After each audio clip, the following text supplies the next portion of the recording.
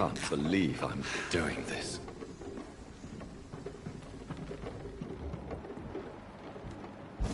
Cross the leads, boys!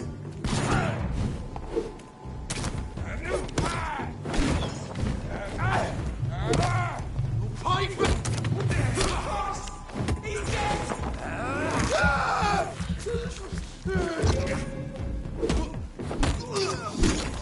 You'll pay for that!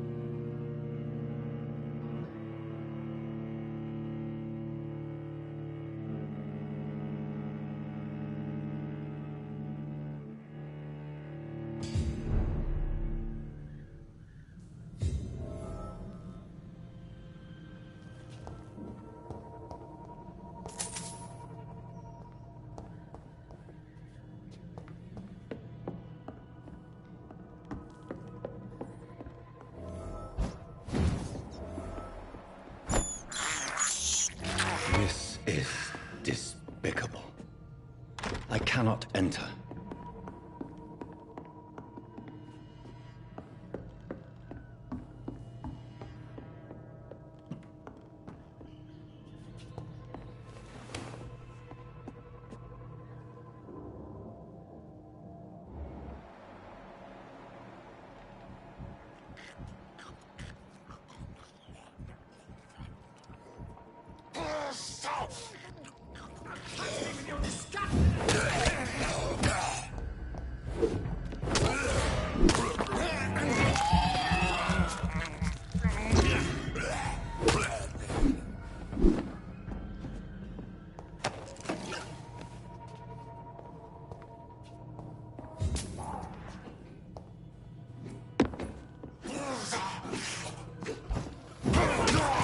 Don't touch me with your disgusting hands!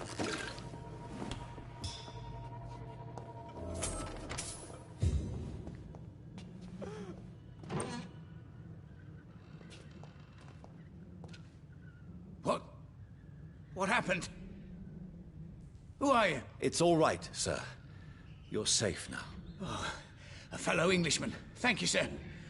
For a moment, I thought those bloody heathens had killed me. What are you doing here? This place is not safe. Yeah, it's a cesspool, but it's mine. I came to collect some overdue rent, but those who still live here have gone completely bonkers. You're very lucky to be alive. Yeah, filthy immigrants. Fucking savages, every one of them. And now with this bloody fever, they're just animals. You can find safety of sorts in Whitechapel. If you're quick and cautious, you'll be able to avoid the savages.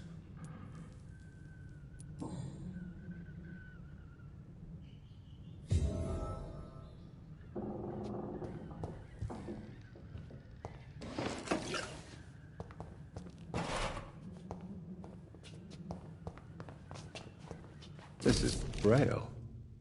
I need someone who can read this.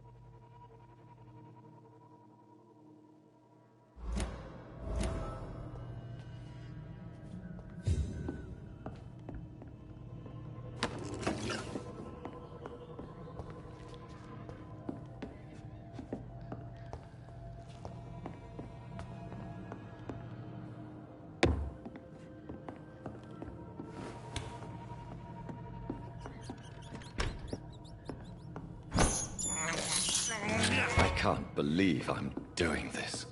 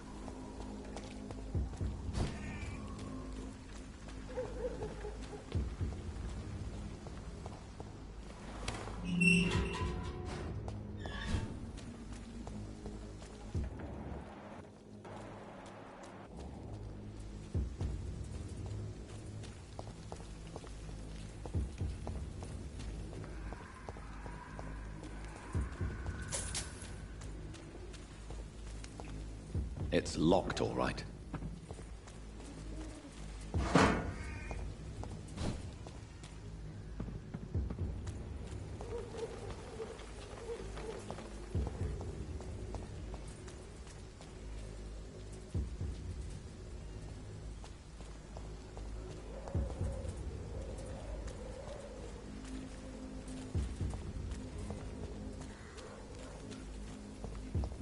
It's locked.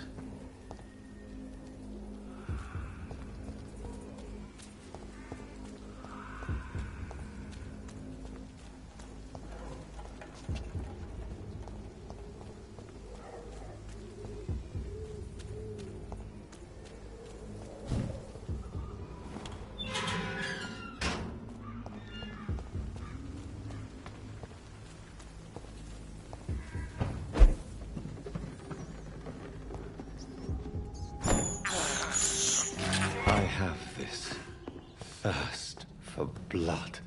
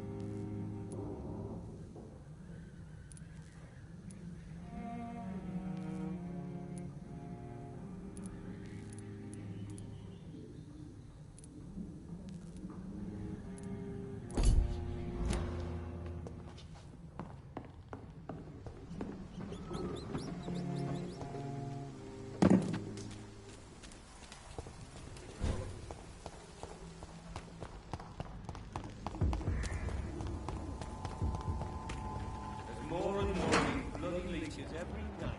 I, the god,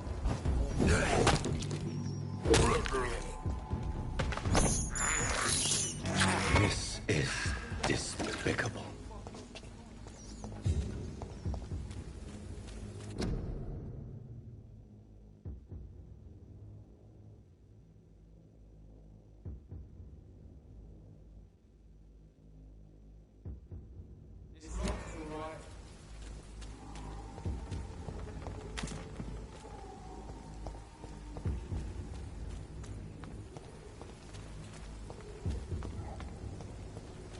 over there!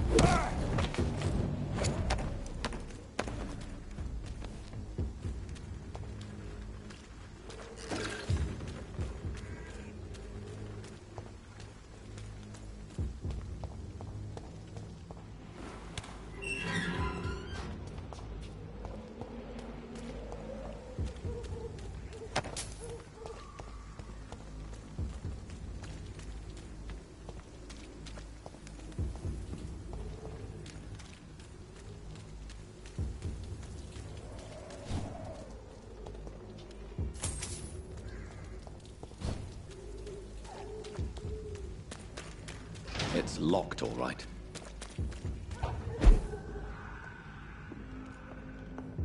I cannot enter.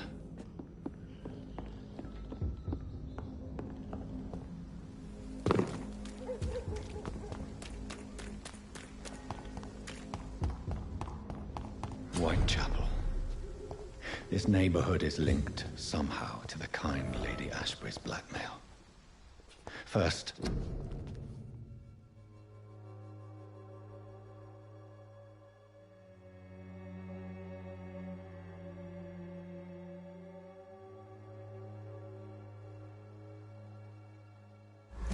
let's find this.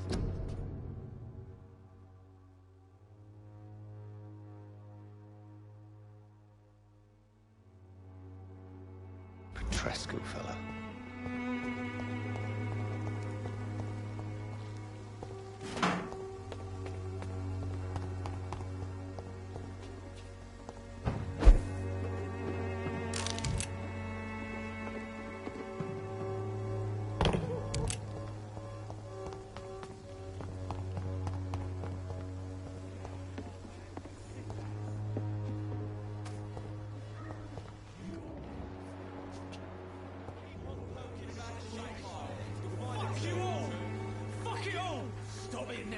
Stop it!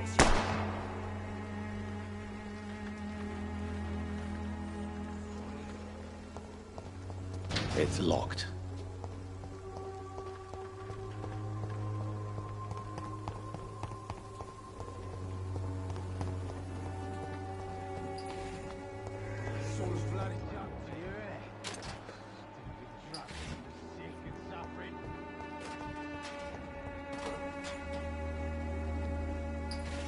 Are you all right? The bastard hit the wall next to me.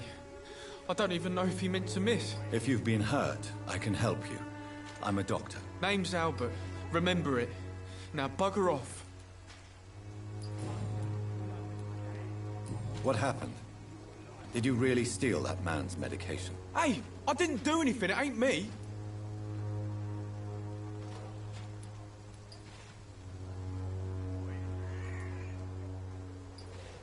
Medication and drugs are a rare commodity in East London. So you picked an easy target, didn't you? Sod off, mister.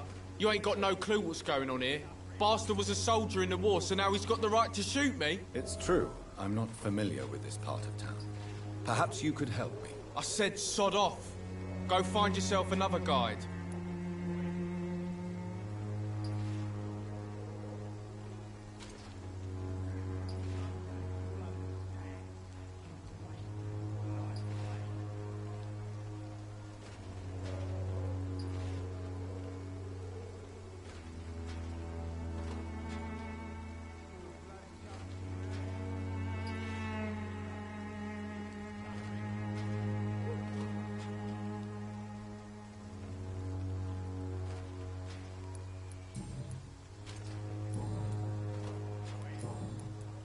Do you know Nurse Dorothy Crane from the Pembroke Hospital?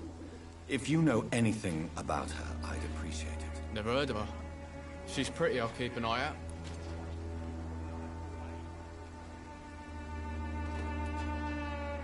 I found the recruiter you were expecting. He's dead, but he carried a note. The Wet Boot Boys have accepted your application. I knew it! I told you I was tough enough. I'll be free soon.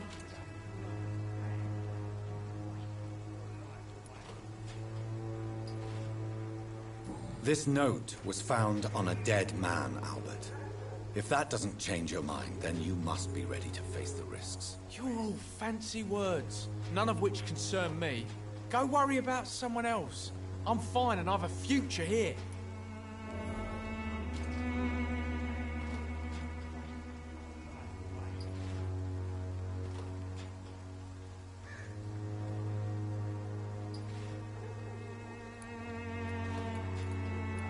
Goodbye, young man.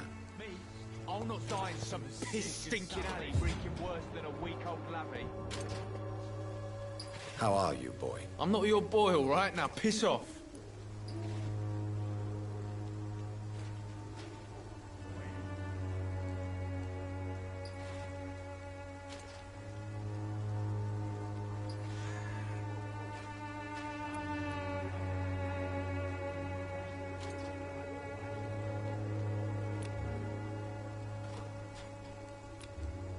Do you need assistance? Please.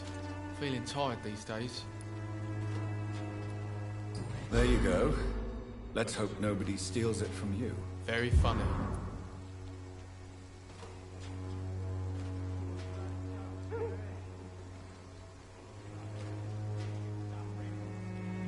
Goodbye, young man. I won't end up enough. How are you, boy? I'm not your boy, all right? Now piss off. Goodbye, young man. Me? I'll not die in some piss-stinking alley reeking worse than a week-old What? lavvy. Shooting a boy in the middle of a street.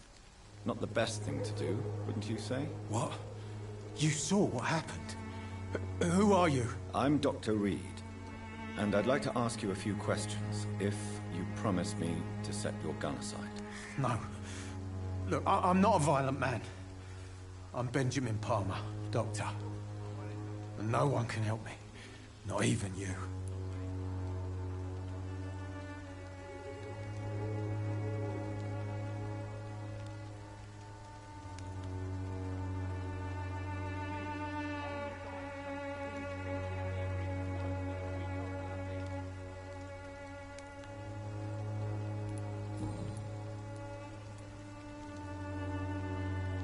Perhaps you could focus for a moment and tell me your troubles. I'm sick, broke, and my son just stole my pills. Everything's coming up roses.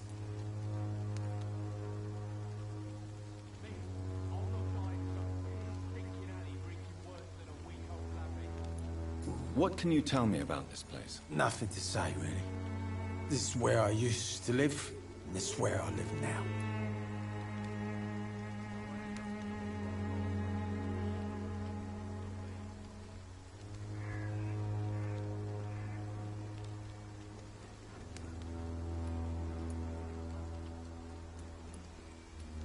You don't have anywhere to go. No family that would welcome you. Not since the death of my wife, Albert's mother. She was sick, you see. Long before the flu and all this shit.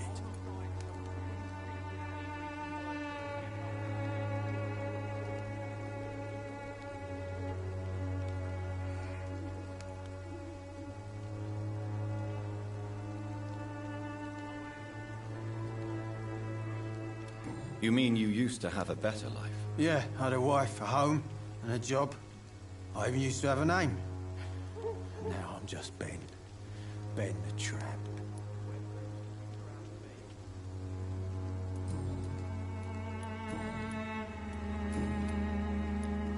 Whatever the boy did, I'm sure he didn't deserve a public execution. I swear I didn't want to hit him. It's just that I'm sick in the head, you see, and the boy just failed me last nerve. What is it, Benjamin? It was the war, wasn't it? Your nerves are shot, aren't they? I need some answers, Private. From one soldier to another. The doctors called me a liar, a coward. Put me in a straitjacket, locked me up. Finally, they sent me back to the front lines with a handful of tablets.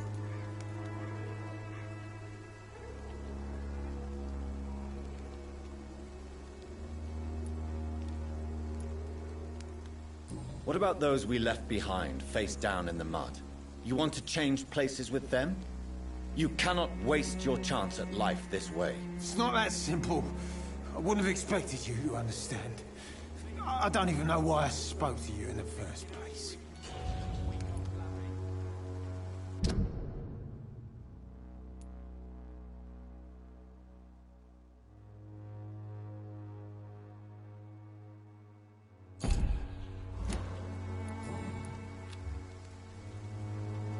You don't seem well, Benjamin.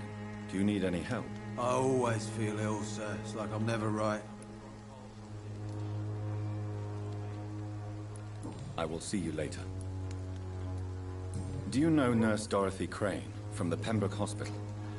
Have you heard anything? It's funny, I've been searching for her too. I need some pills. But the woman is a phantom, if you ask me. Really? And why is that? Word is she ain't real. She's just a cover for some doctor who runs an illegal dispensary for migrants.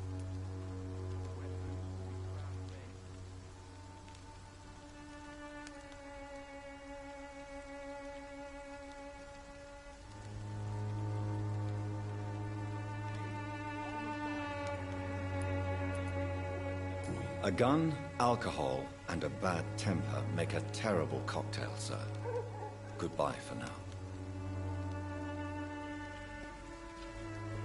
I won't end up another drunk arsehole littering the streets. Not me.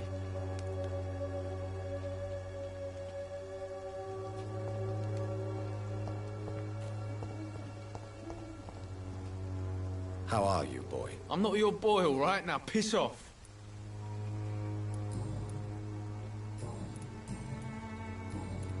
Goodbye, young man. Me? I'll not die in some piss-stinking alley reeking worse than a week-old lavvy.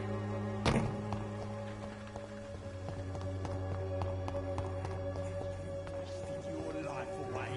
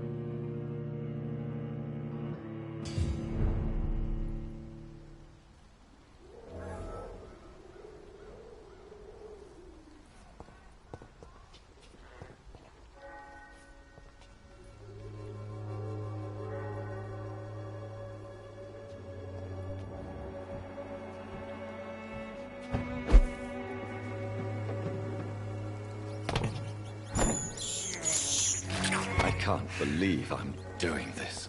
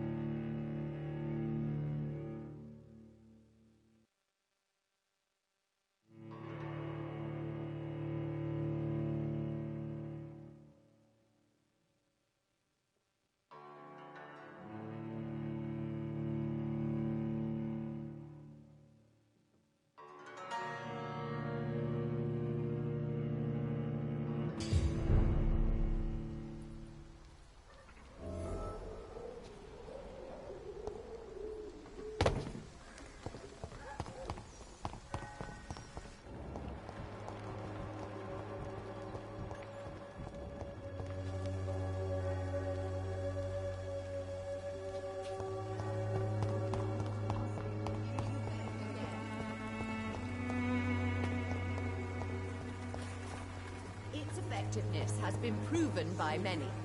Even the flu is no match for the Swanborough cordial. Good evening, miss. Good evening, sir. Are you interested in a miraculous cure for this unknown and deadly epidemic? Actually, I am. Then you have come to the right place.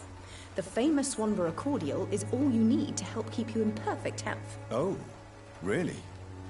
Why didn't I hear about it during my studies? I'm Jonathan Reed, by the way. Dr. Jonathan Reed. Ah, my brother has spoken of your research, sir. I'm Loretta Swanborough, and it's always a pleasure to meet a fellow healer.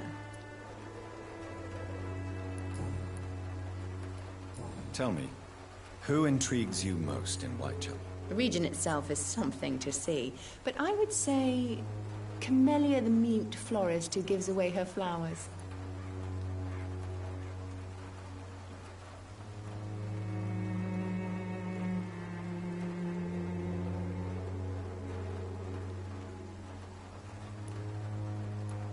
What do you think of the locals? Most of them are afraid or desperate.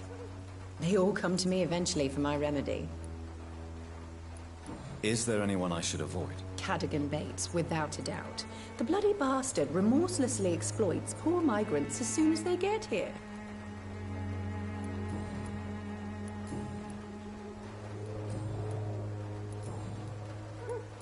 Do you know Nurse Dorothy Crane from the Pembroke Hospital? I'd like to know more about her. I don't like to talk about competition. Competition, you say? Never met her, but it seems she provides some sort of medical care to the poor. The whole thing has to be some sort of scam, if you ask me. I'd like to see what kind of medicine you're selling.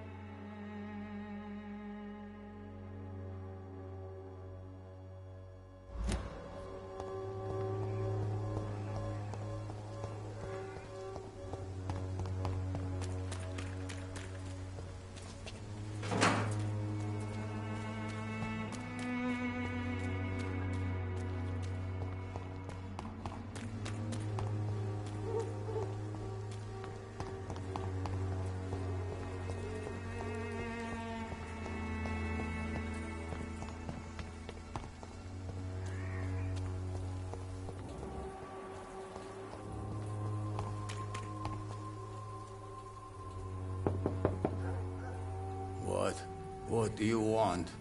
Leave me alone. Good evening, sir. I'm Dr. Reed. I'm looking for Nurse Dorothy Crane. There is no Dorothy Crane here. Now goodbye. I'm afraid this medical leaflet says the opposite, sir. Really? Well, I'm afraid I'm going to close this door right now. Go bother someone else, Mr. Doctor. To enter that house, I must discover who this man really is. Maybe I could start by observing what he's up to.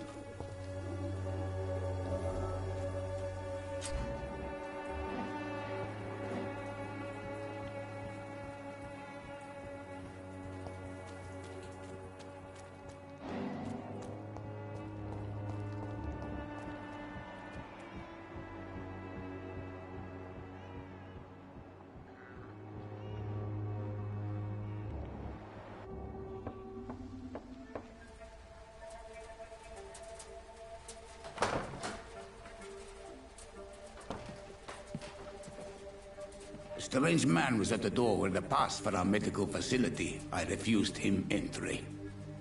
Darius, how could you know he didn't need our help?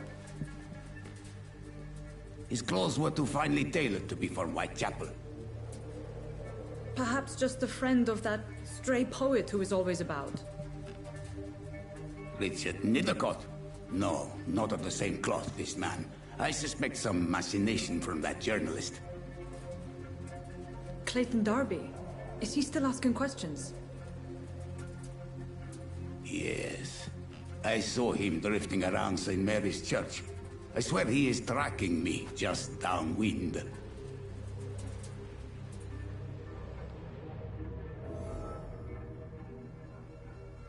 must talk to that journalist or the poet. They must know about Darius. Nearby the church they just mentioned.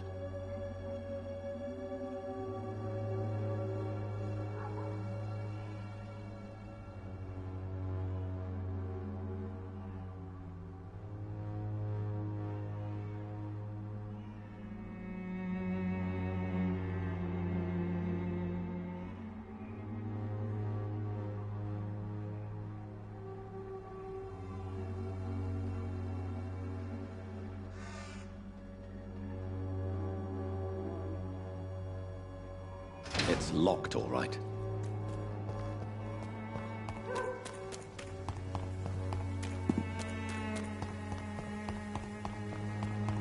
Price, good quality. Come on, take a look. Don't be afraid. Cheap price, good quality. Come on, take a look. Don't be afraid. Welcome, sir. Please, take a browse of my wares. I'm Dr. Reed. I would like to ask you a few questions, if you don't mind. Doctor? Interesting. I'm Barrett Lewis. Usually I don't have time to waste with talk, but at this hour of the night I can hardly refuse.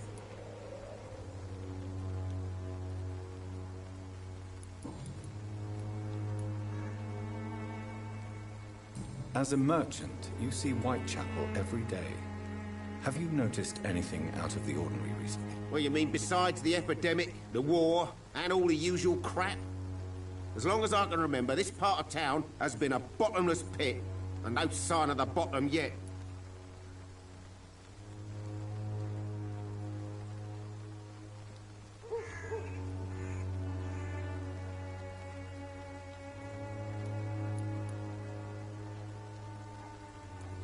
Have you been hurt? No, but that's only because I ran like hell. Those men were raving lunatics, I tell you. Not even able to speak anymore, just screaming.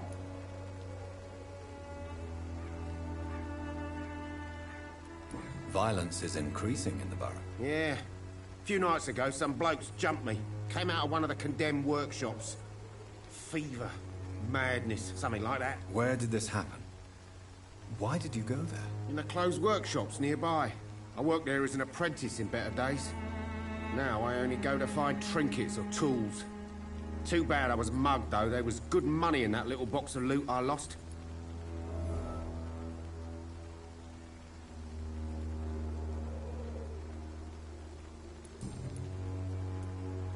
How is business around here? Business?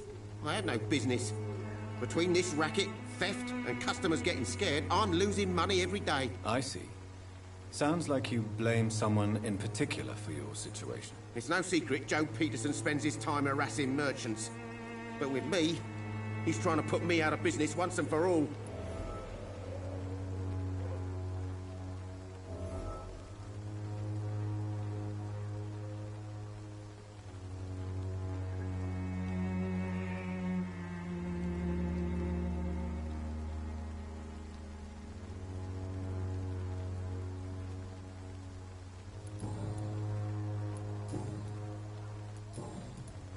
Have you heard of a nurse called Dorothy Crane?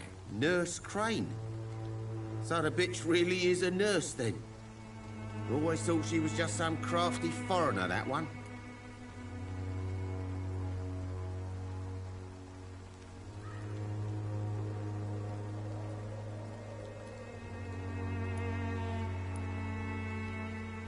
So she's trying to help her fellow immigrants.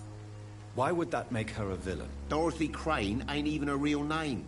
Something like Dorothea Craniu. Something like that. Came to England fleeing the war, I was told. That doesn't explain why she irritates you so much. Your precious Nurse Crane gives away medical supplies and prescriptions for free. I offered to sell it for a fair cut, but no. Miss Crane wanted to play the quiet saint.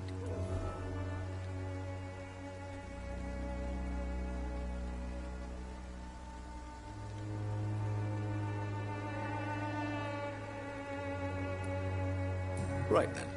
Show me what you have.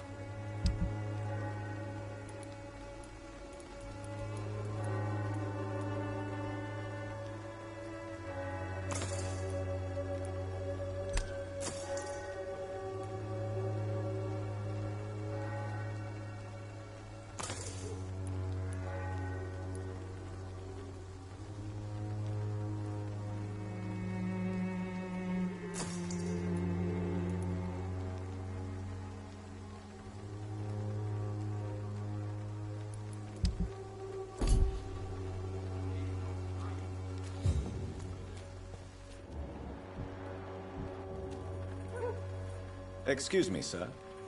I have a few questions for you. Another journalist? I didn't answer the first one, so piss off! I'm not a journalist, I'm a doctor. A doctor, you say? It's quite a rare breed in this part of town. Really? But still, here I am. Dr. Jonathan Reed, at your service. I'm Joe Peterson to some, but Colossus Joe to most. And I don't remember asking for your service, sir.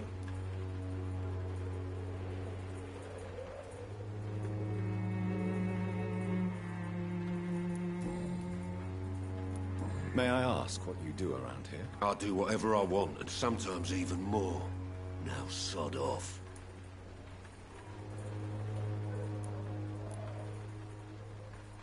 According to you, physicians are scarce in this part of town. Why is that? Not familiar with this neighborhood, are you? I guess your fancy colleagues are too afraid of being stabbed in the back. This part of town does have quite a reputation. Would you say it's justified? Totally. Look at me, for instance. I always look my opponent in the eye before knocking him out.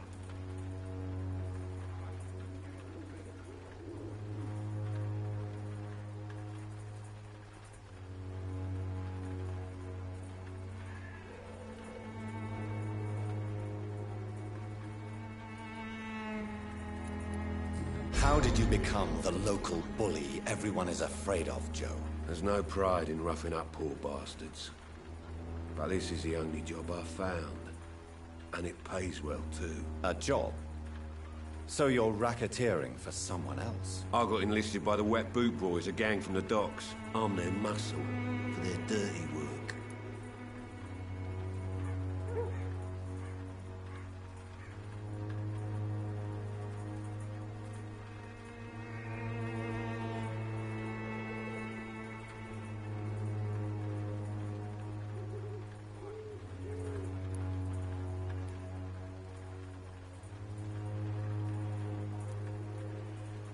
You are a criminal who endorses criminal activity. The least you could do is stop hiding behind this pretense. I don't care what you think, sir. I do what I have to do for my own reasons, and that's that. I'm not sure Mr. Lewis would agree with your by all means necessary philosophy, sir. Oh, do you really think he's the poor victim here? Barrett can be as sneaky as anyone. Long ago, I even called the bastard my best friend.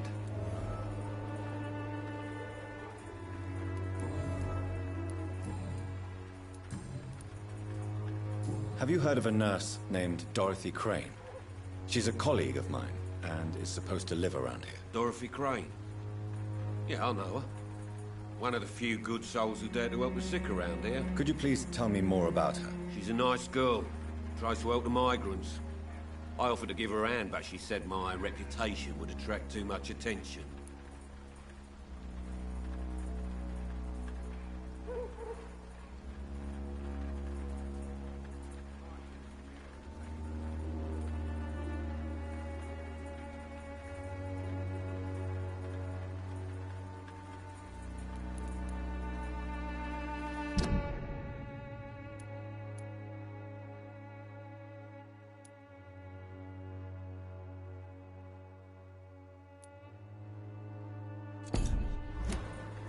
Goodbye, Mr. Peterson.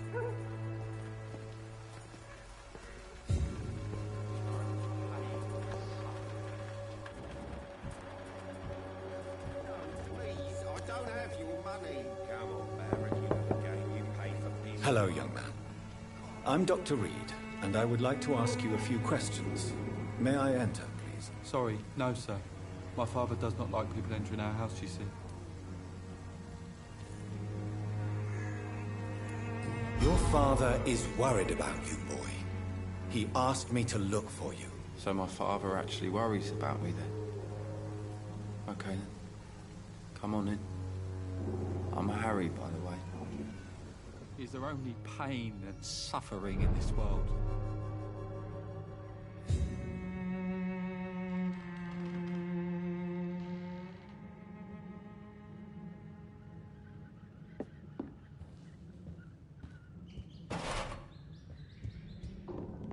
Even my dreams are soaked with gloom.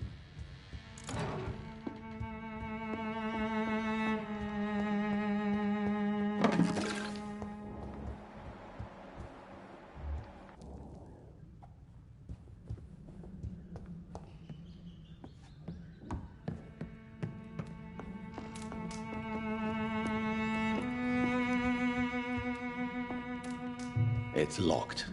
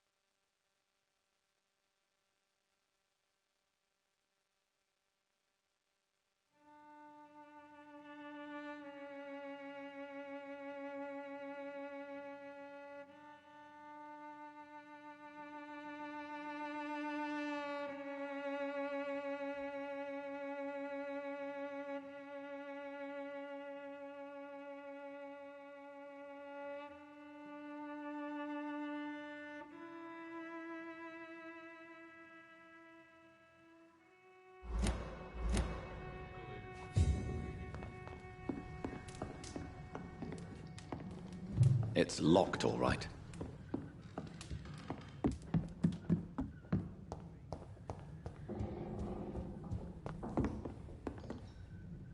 So, may I ask you a few questions? I'm not bothered. What could be worse?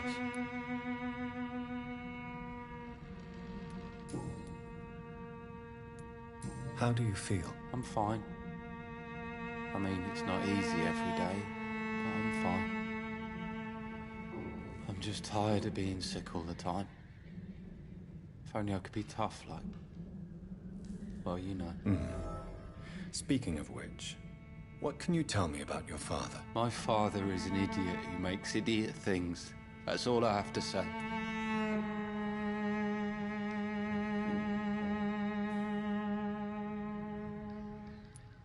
Forgive my bluntness, young man, but you don't seem happy living in Whitechapel. Why should I? I never wanted to come here in the first place. It was my father's decision. But look around you. Does this look like a nice place to live?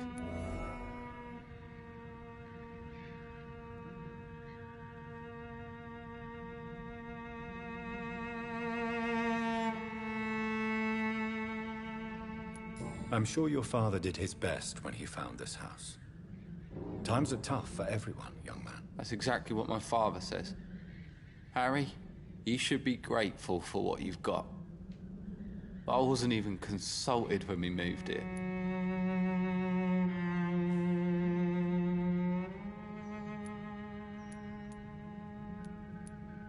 If life here is so terrible for you, why don't you just leave this place? Have you ever spoken to your father about it? I don't go outside. It terrifies me so. I went outside once without my father noticing and I saw terrible things. Bloody and frightening things. So that's why you stay at home all day? For fear of the epidemic? I'm not afraid of disease or death, Dr. Reed. It's the living I'm afraid of.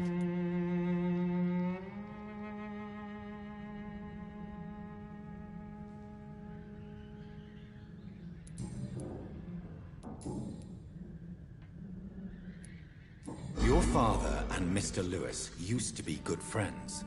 What happened, Harry? I was young then. I don't remember Mr. Lewis ever coming back again after my mother died.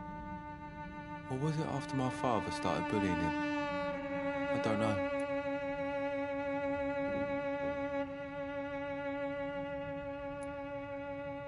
Have you tried speaking to Mr. Lewis about it? I don't go out often, but yes. And he scolded me and told me to leave him alone. I guess my father frightens him too much.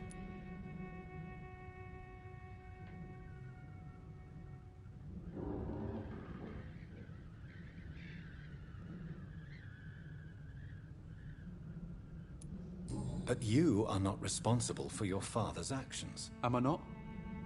Dad always says that he joined that gang for my safety. So if I wasn't born, people wouldn't be worrying about Colossus Joe.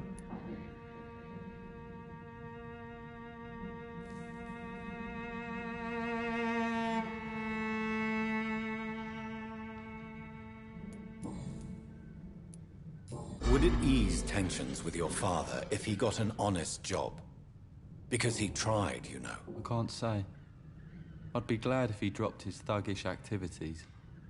But I'm not sure it would be enough. Why is that? Sometimes I suspect it's me, Dr. Reed. Or it's this life. It's like I can't find my place.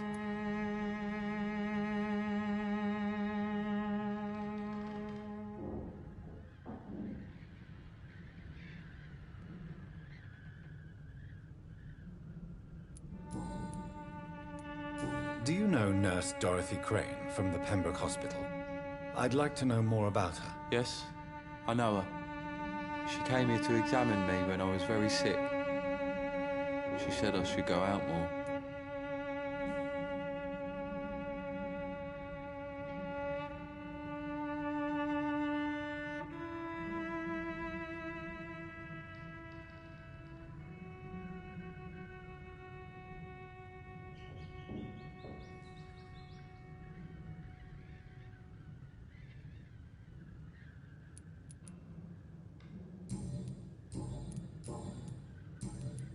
Goodbye, young man.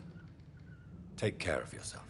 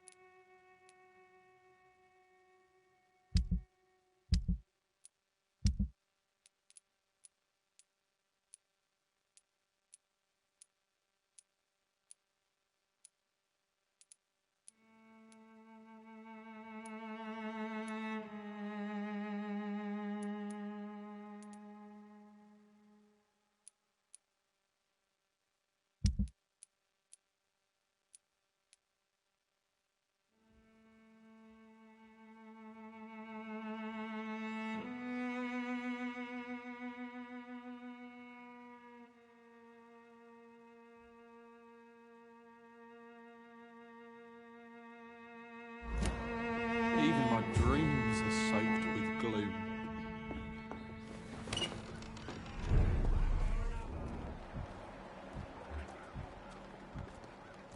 You're late. Where's my money? How to pay?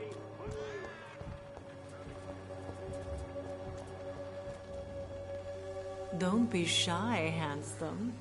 What can Christina do for you? I'm not looking for what you're selling. But I'd like to ask you a few questions, if I may. I'm a doctor, Dr. Reed. All right then, but be quick. Though I usually get paid when I open my mouth. Tell me about yourself. Are you joking with me? People don't usually come to see me for conversation. I have no interest in your work. I am, however, curious as to what led you into this career. Short story. The war, exile, and England. This country is not especially welcoming. I've been refused many jobs because of where I am from. I had few options left.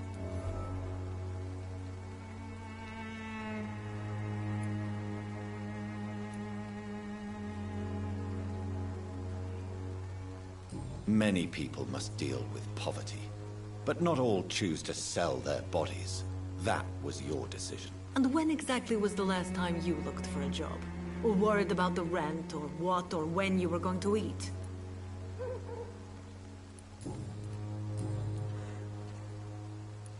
Christina, have you been examined? The epidemic is spreading fast in London, and you could be exposed. Or expose others. I don't like doctors or hospitals, but I don't like you asking questions. Considering your line of work, I assure you it is only a matter of time before you have health issues. If it is going to happen, it will happen. Right now, I need money. That's what's important. You can put your own life in danger, that's your decision. But what about your clients? If you're contaminated, you will put them in danger too. And you think that would worry me? If you knew the men I deal with, their health would not be what you'd worry about.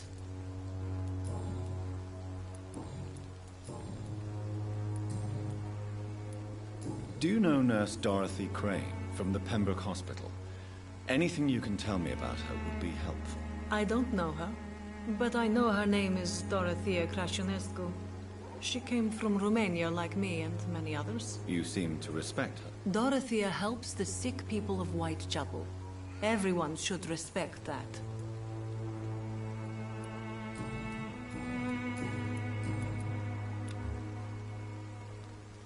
Do you need any assistance, Miss Popper? It depends on the price of your medicine. I am shocked that you would think I am that sort of man. Forgive my suspicion. I'm so used to liars with good manners. Thank you, sir.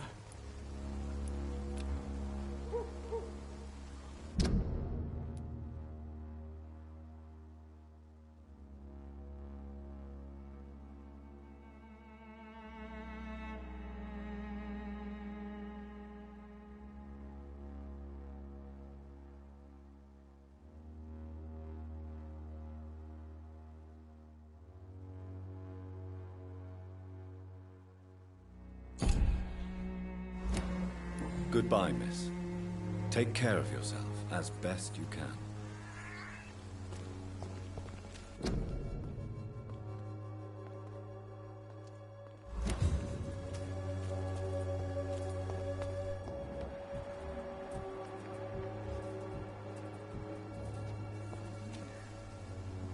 Excuse me, sir. Are you familiar with this part of town? Name's Clayton Darby, reporter. Sorry, I'm new to Whitechapel.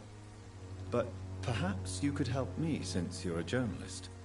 My name is Jonathan Reed. Dr. Reed, the famous surgeon.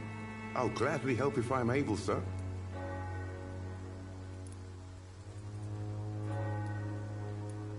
I heard you're investigating an underground medical dispensary in Whitechapel. What do you know about it? Not much, I'm afraid. They are wary of strangers, and I'm not really an acquaintance of theirs. Why do you care?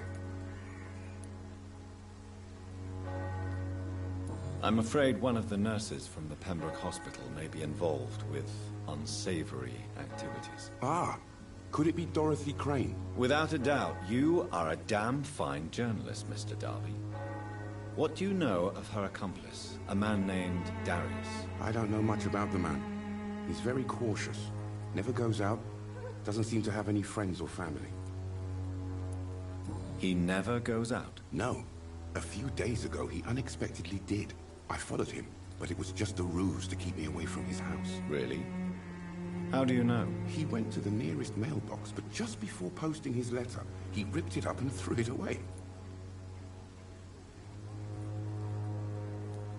He has no relatives at all? No, except for that strange man, a poet named Richard Nethercott, who sometimes comes by.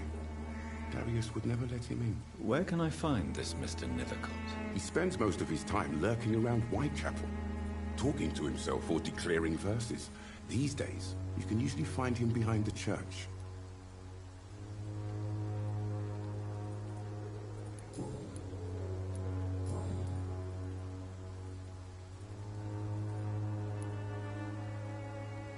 Why are the newspapers keeping silent about the Spanish influenza?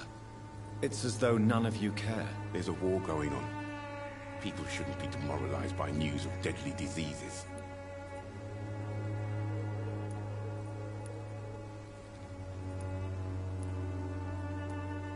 It's a disgrace. People are left to die alone. No one is properly informed of the risks. These are bad times indeed. So much for the glorious British Empire. What is a journalist doing in this borough after sunset? He goes where none of his colleagues would dare to go, to inform the country.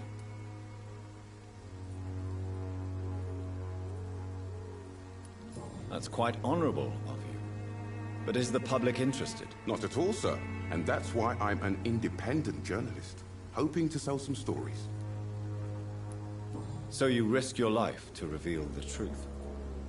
I saw many reporters do the same during the war. Whitechapel is the crucible of so many untold stories and tragedies.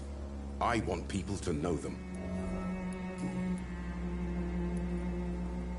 Have you any idea of the danger you face in these streets at night? I've had to run and hide more than once from frenzied mobs incensed by the fever. Do you think the flu is really responsible for this, Doctor?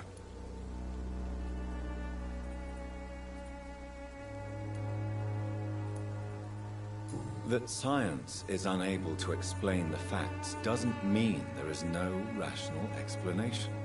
I confess, I share your point of view, Doctor. Christina Popper claims she sells her body because she can't find any other work. Do you believe her? Of course I do. Her story is exactly what I want my readers to understand.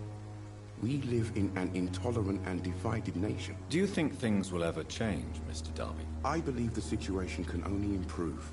And now that women can vote, I'm convinced things will change.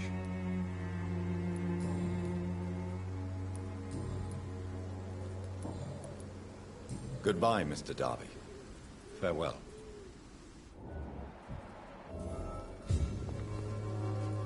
Good evening, Doctor. Can I help you? Do you need assistance? That would be nice of you, Doctor. Who knows what I may have caught during my investigation. If you persist in investigating the most pox-ridden boroughs of London, you must accept the risks. Thank you, sir. Goodbye, Mr. Darby. Farewell. Forgive my interruption. Do not apologize, my son. Father Tobias Whitaker is always happy to teach mortals about the incoming Armageddon. I am Dr. Jonathan Reed, and I just have a few questions. A scientist? You are much more lost than I thought, my son.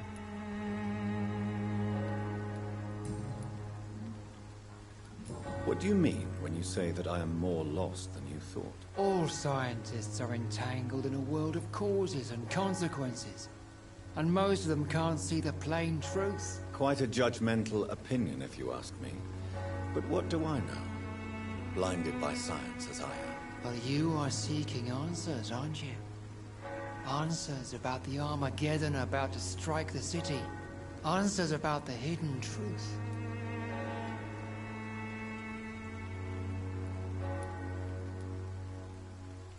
I am. But the answers I seek are based on facts, not superstition. What do you mean when you say that I am more lost than you thought?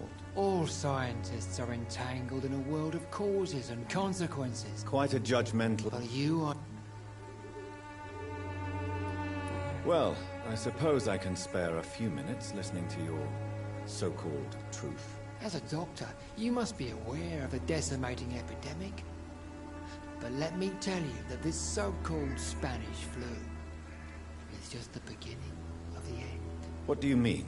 The beast is finally revealing itself, corrupting the flesh and the heart of men. With my own eyes I have seen them, those minions from the abyss.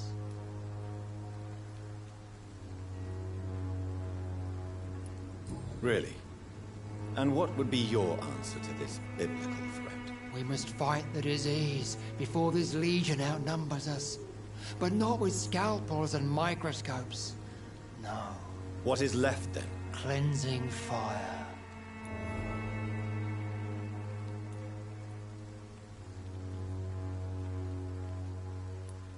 Tell me, Tobias, what exactly is your plan concerning the cleansing of this city? God will recognize his own. More than once this city has risen from the ashes, hardened and purified by the flames.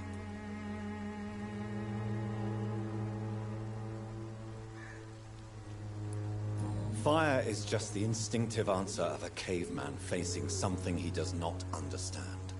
This is the 20th century. Your lack of faith is predictable. But my task is to convince rational minds like yours to see the light. This is God's will. You're mad and dangerous. You're nothing but a soulless butcher. A small-time Torquemada. The Savonarola of Whitechapel. My son, if you think salvation is a free gift, go listen to the lies of that pompous fool, Joseph. Joseph, a fool? Vicar Larrabee of St. Mary's Church. While he continues preaching his fraudulent redemption, more and more people die in the streets.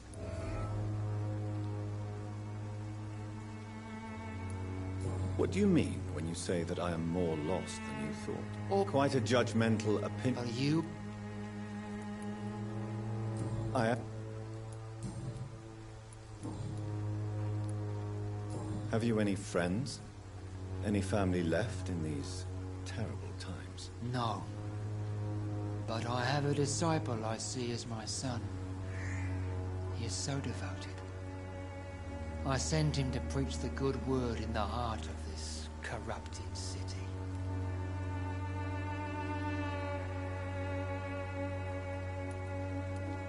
You sent him on some preaching crusade during the epidemic. As a true believer, Samuel will fear no evil while he walks through the valley of the shadow of death. Where did you send him? I sent Samuel to the Stonebridge Cemetery, where the pestilence and evil grows night after night.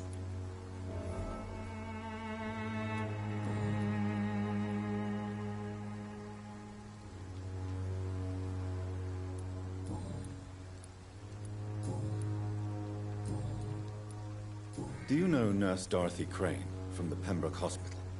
I'd like to know more about her. I don't like the liberal ideas of nurses, but I especially abhor that Nurse Crane you mentioned.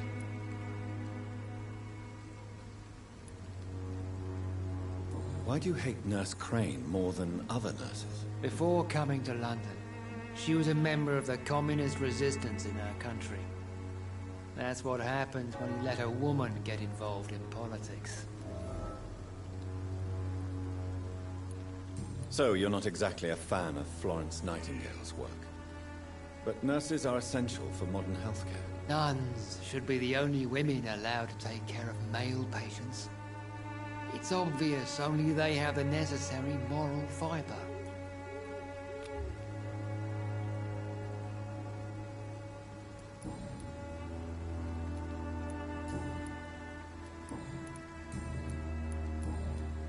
I have heard enough for tonight.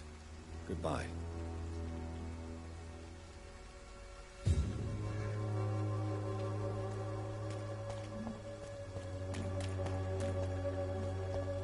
I'm cheap and I'm clean. Good evening, Christina. Change your mind, Mr. Reed?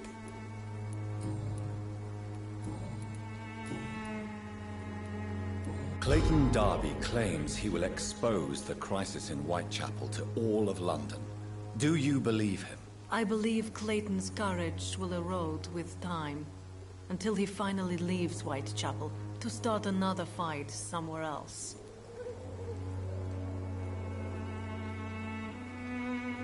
Are you talking from experience? I've seen your type come here to get a good fuck in a cheap room or a dark alley before going back to their fancy houses in the West End. Why this skepticism? How can you speak about starvation if you've never been hungry? Or about poverty? Or anything else you have never suffered from?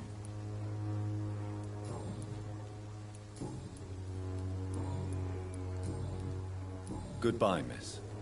Take care of yourself as best you can.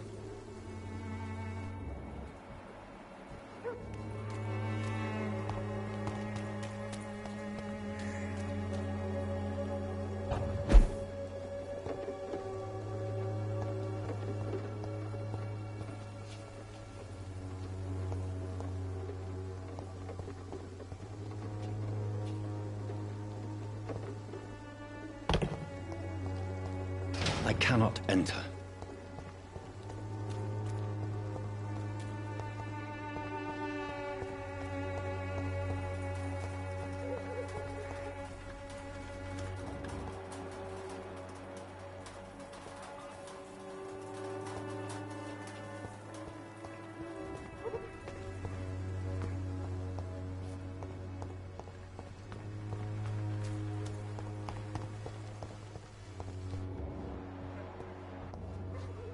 Good evening, miss. I'm Dr. Reed. I'd like to ask you a few questions. I know what you're thinking. A tall stranger who meets a girl in the street at night. It reeks of the penny dreadfuls. But I mean you no harm, truly.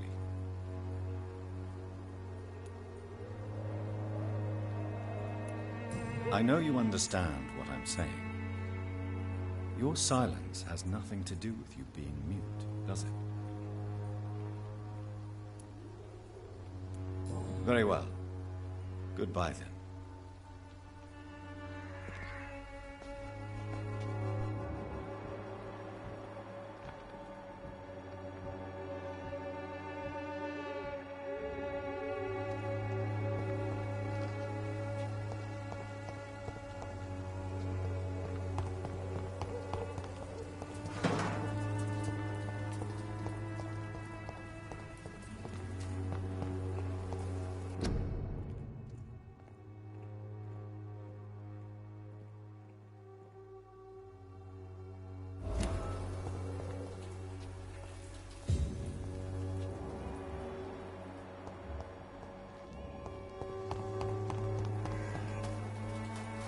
Hello again, miss. Melia, I know you work for Dorothy Crane. Please tell me about her secret dispensary. A stubborn and mute comrade. Nurse Crane and Darius Petrescu have been clever.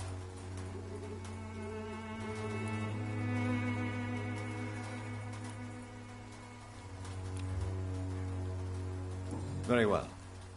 Goodbye, then.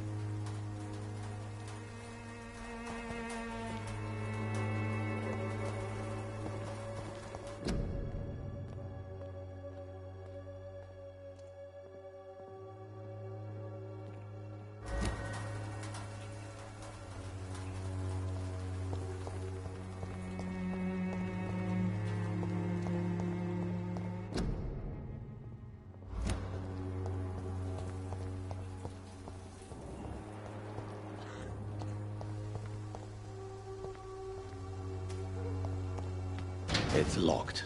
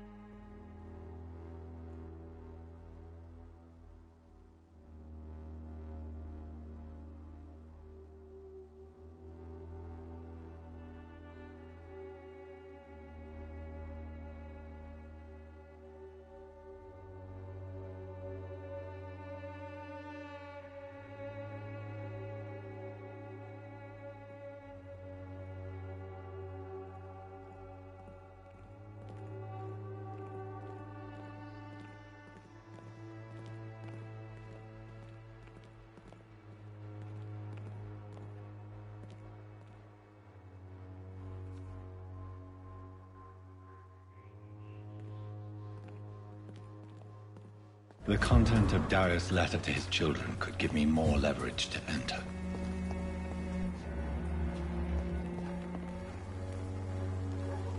Hello again, miss.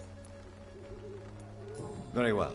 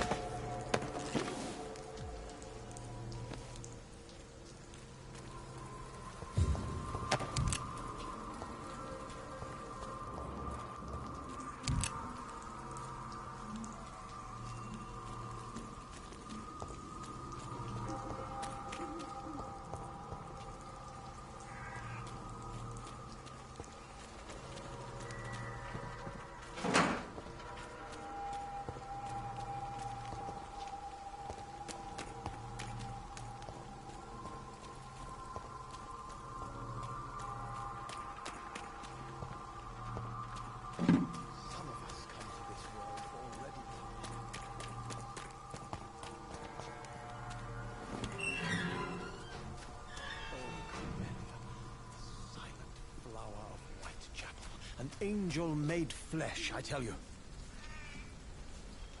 Good evening, sir. I'm Dr. Reed. I would like to ask you a few questions. Please be my guest. Although I may not be the best informant regarding this part of town, my words speak about that which the eyes cannot see. Really? Are you an artist of some kind? I'm a poet, sir. Richard Nethercott, at your service.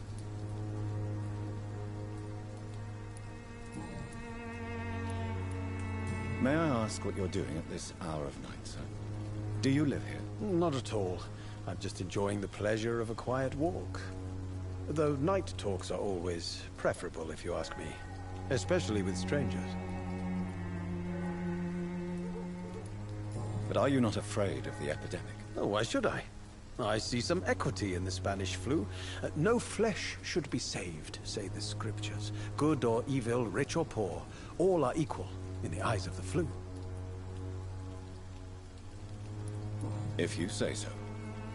But as a physician in a time of epidemic, I must caution you to avoid unnecessary exposure, sir. Thank you, Doctor. But we both know the seeker of truth has to go boldly where the weak dare not.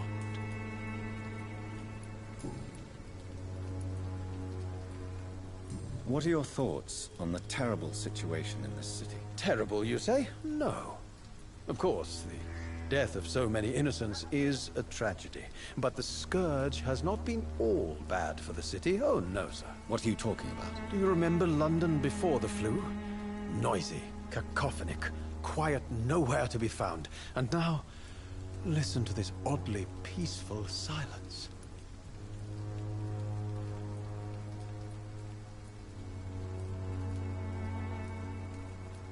My mother loved poetry. Perhaps your words would have touched her sensitive nature. I only see a dreadful disease. Most people fail to understand my perspective. I don't blame them. But how could I call myself a poet if I veiled my feelings? Are you aware that your life could be in danger in this part of town? But this is where I must be to feel the real beat of the city. I had to come, see it for myself, alone.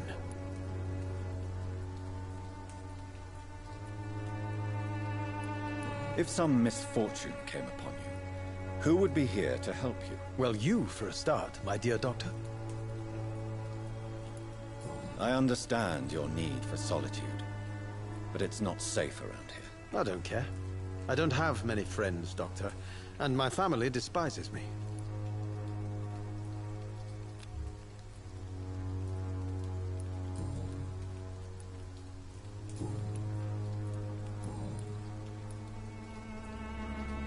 Tell me, Mr. Nethercott, why seek inspiration in Whitechapel? The place is not beautiful per se, but how to explain it? Stirring and challenging.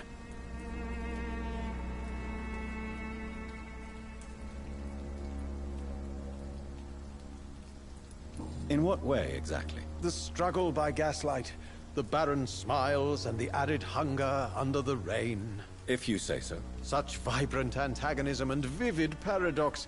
The stripped humanity raged across each street. Vivid, of course, yes. And what about the poignant distress? Oh yes, the poignant distress. You see what I mean, don't you? That's what I want to write about, and that's what Whitechapel is made of. Do you not think it a little morbid? On the contrary, sir. Whitechapel is full of life, full of beauty. Just like my dear muse, the wonderful Camellia. What can you tell me about Camellia? Not much. And that's the beauty of it. She can't speak, you know. She's a locked mystery who exhales kindness and sweetness.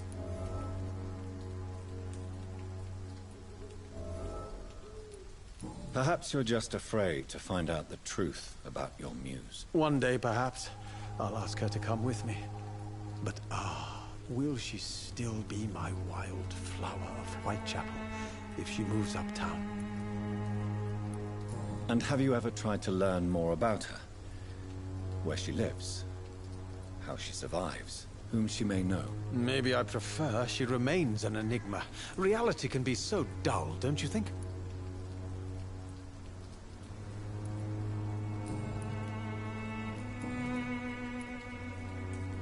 Did you know the mute florist is a member of a secret society? No, I didn't.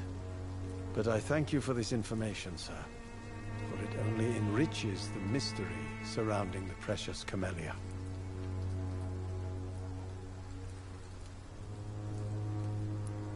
I fear you are a hopeless romantic, Mr. Nethercott. Guilty as charged, Dr. Reed. Are you not curious? Is there not more you wish to know? That girl has not an ounce of malice in her. Whatever she may be hiding, it's certain to be for the benefit of most, if not all.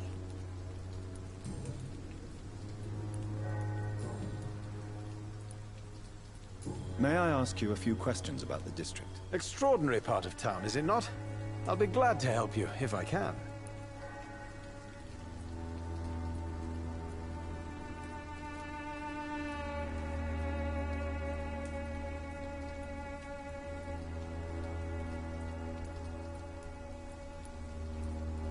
What can you tell me about an old man called Darius? Darius Petrescu? Yes, I know him. At first, I thought he was only a small publisher. I invited him to publish my work, but his reaction was pretty clear. Not interested in your talent? Darius is an old political activist who takes delight in printing tracts and lampoons. Those communist activities only require mediocre writing skills. I'm looking for Dorothy Crane, a nurse who lives in this vicinity. Dorothy Crane. Oh, I love the name. The Crane of Whitechapel. Sounds very mysterious. But, sorry, no, never heard of her.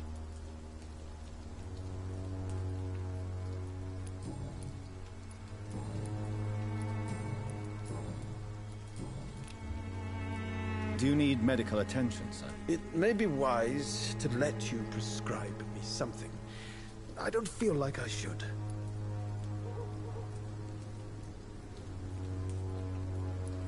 I understand your appetite for words and macabre beauty, sir. But you should be more careful. The nutrition of my mind is more important than my physical health. But I appreciate your concern, sir.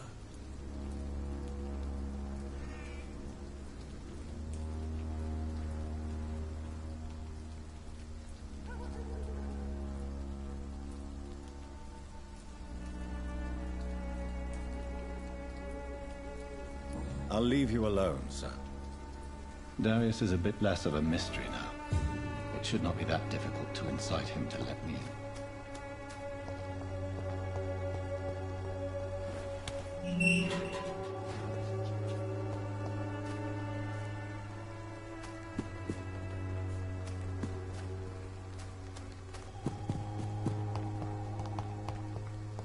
Morbidity contains its own beauty and grace.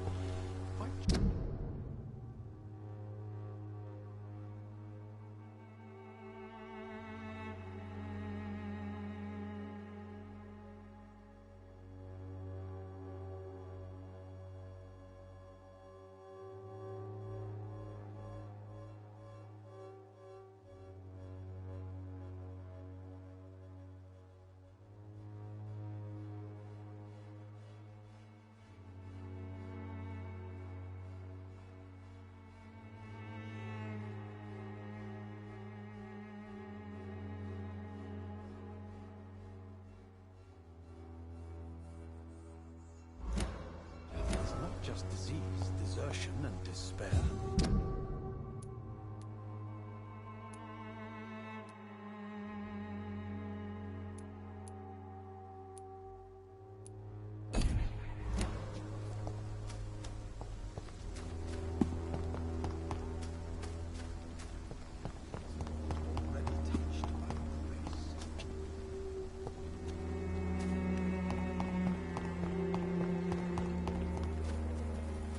Hello again, miss. Tell me about Richard Nethercote. I understand he is quite fond of you, Camellia.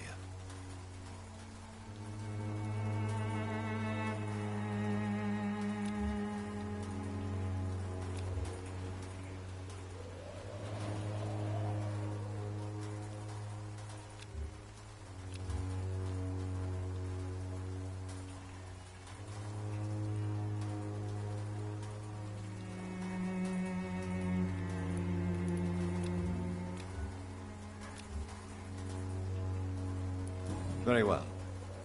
Goodbye, then.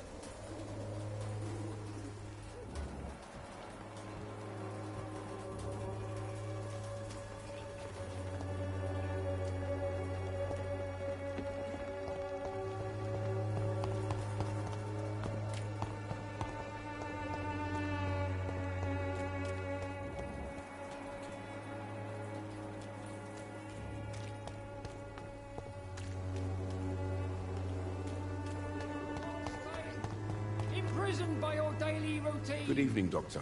Can I help you?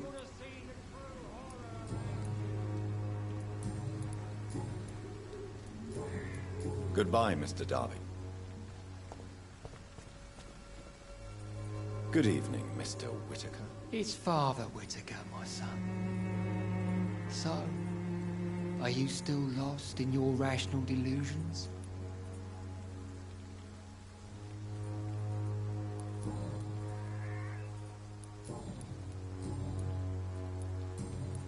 I have heard enough for tonight. Goodbye.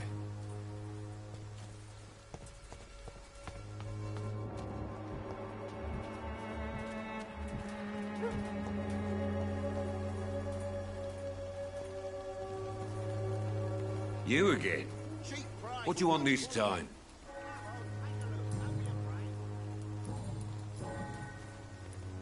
Harry doesn't seem happy living in Whitechapel. Why did you make him come here? I've always put my son's interests above everything else, whatever he may think. Our house is small but affordable. The walls are thin, but the door is solid. You really love your son, don't you, Mr. Peterson? He's my pride and joy. Even if he hates me for the choices I make and pushes me buttons more than he should.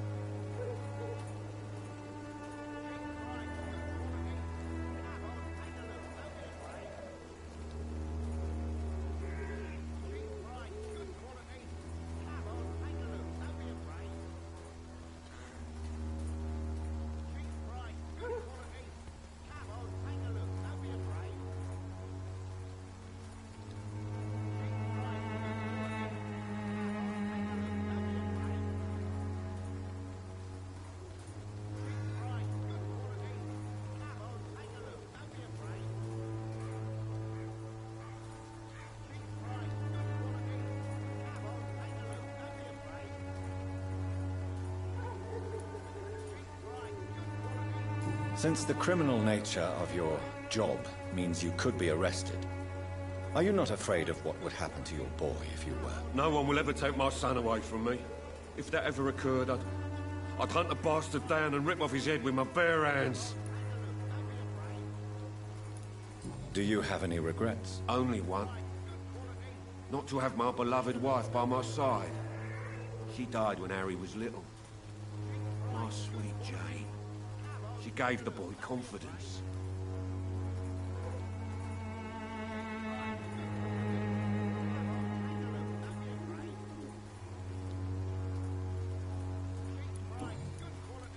Why do you keep on working for the gang, Joe? You know it doesn't suit you. It's true, I hate this job. And I know I made some bad choices, but I'm a wet boot boy now. And people won't forget it. You could leave tomorrow. Start another life in another town. That's easy for you to say, Doctor. We are poor. My son's weak. And there's no way he'll endure another disappointment.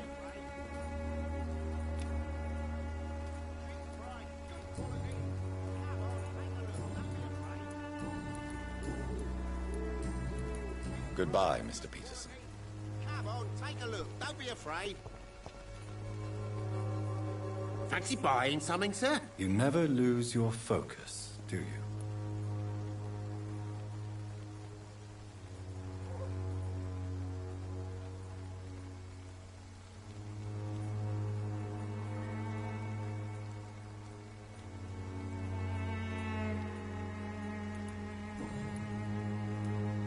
Joe Peterson.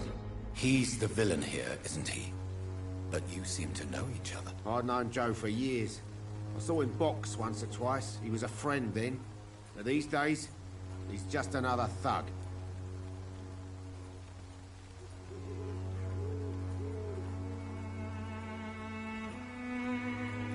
What can you tell me about Mr. Peterson?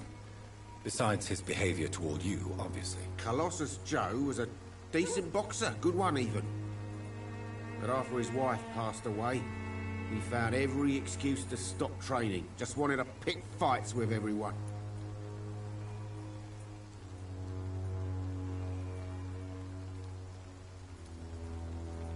Without making excuses for him, it's safe to say that despair can poison even the sanest mind. We've all had some rough times, ain't we? But most of us don't use our fists to see us through.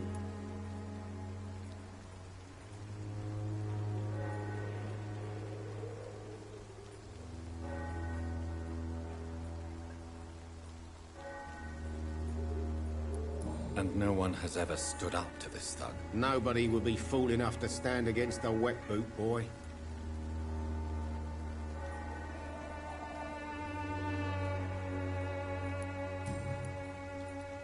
What do you know of Harry Peterson? The boy seems so fragile. Not like his father at all. Harry's a good boy, but he spends most of his time complaining. He's had it tough, all right, but he needs to grow a pair. What troubles him, exactly? Well, despite being his father's son, almost everything, I think. He never wanted to come to Whitechapel in the first place. Hates this place more than most of us.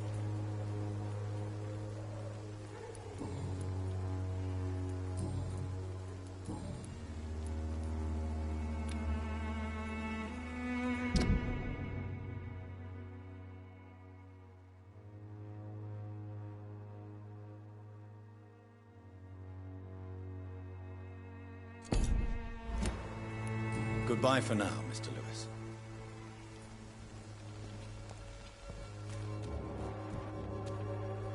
You again? What do you want this time?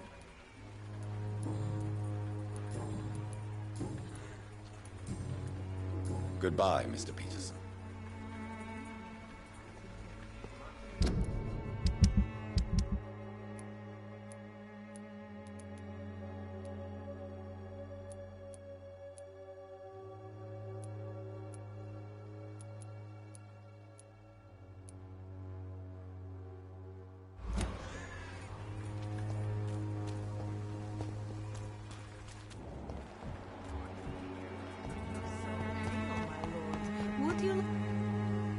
Good evening, Christina. Change your mind, Mr. Reed?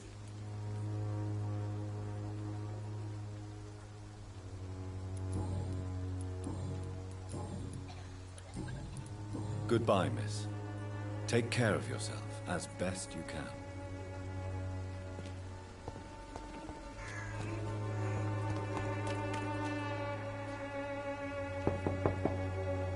Good evening, Harry. May I come in? Sure. Sure. Even my dreams are soaked with glue. So, may I ask you a few questions? I'm not bothered. What could be worse?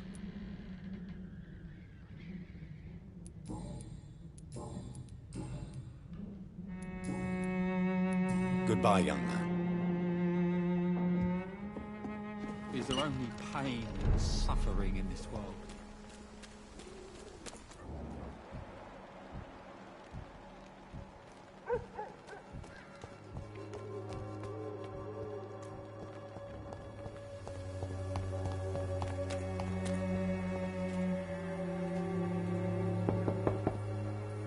Mr. Petrescu, just 1 minute, please. You again. Go away. Sir, wait. Stop this nonsense. I know Nurse Crane is here. Shall we speak man to man, you and I? All right. Speak up. Don't you see we're on the same side? We fight to help the poor, sick, and abandoned. I'm nothing like you, Mr. Doctor. Yes, you are. You too believe in providing medical care without charge. You know what we have to sacrifice to make the world a better place. I have to admit your words have conviction. All right, I'll let you see Dorothea. Don't make me regret this, though.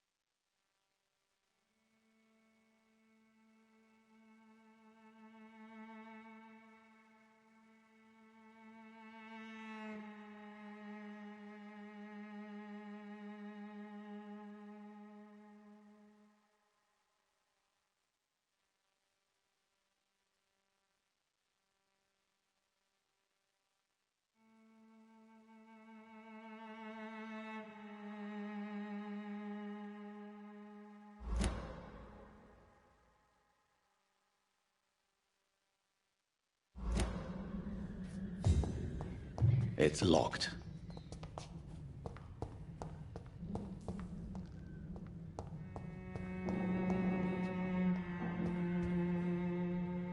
If you want to talk to Dorothea, you must go across the courtyard and take the stairs. We've not been formally introduced. May I ask your name and occupation, sir? I am Darius Petrescu. I'm here to keep snitches and spies away from Dorothea. And I also run this little print shop.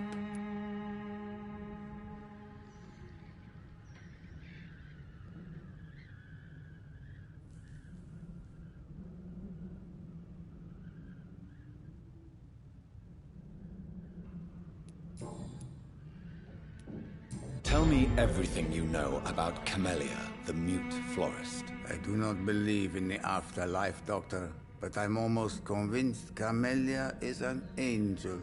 She volunteered to give out our medical leaflets. Are you not worried for her safety? She is as brave as she is tough, and clever, too. If only I had met her when I was younger. Are you in love with Camellia, Mr. Petrescu? Don't be stupid. If I had met her when I was younger, we could have won our revolution.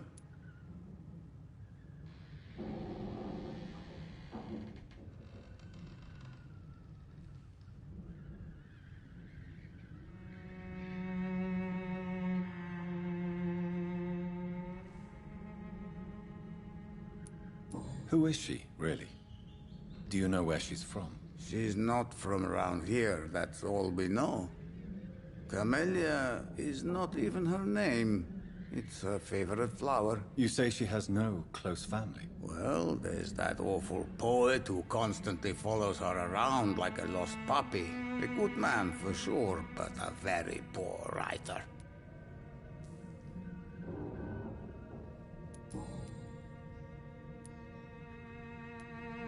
Tell me everything you know about Camellia, the mute florist. I do not believe in the afterlife, Doctor, but I'm almost convinced Camellia is an angel.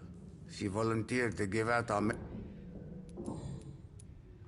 Did you refuse to publish Richard Nethercott's previous works, Darius? Yes. His manuscript is as pompous as he is starched. Now there's a man who loves the sound of his own voice. You could have told him so. As a great writer recently said, politeness is the most acceptable hypocrisy.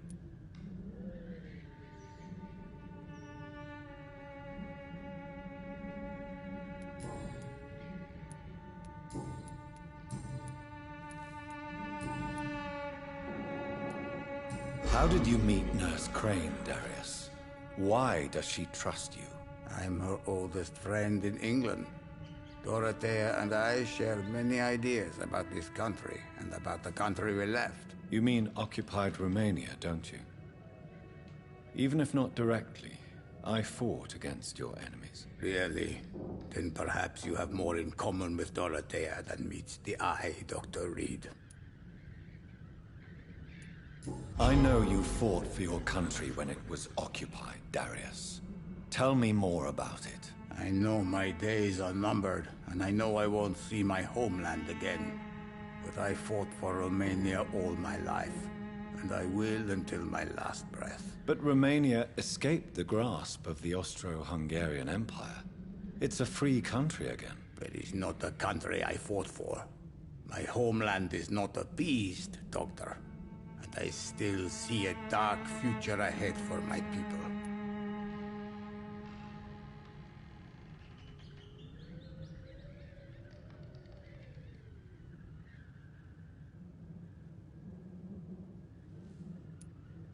Do you have any family left, Mr. Petrescu? Children or grandchildren? Who knows? I have abandoned my people for so long, they might as well be dead. As dead as I am for them, I suppose.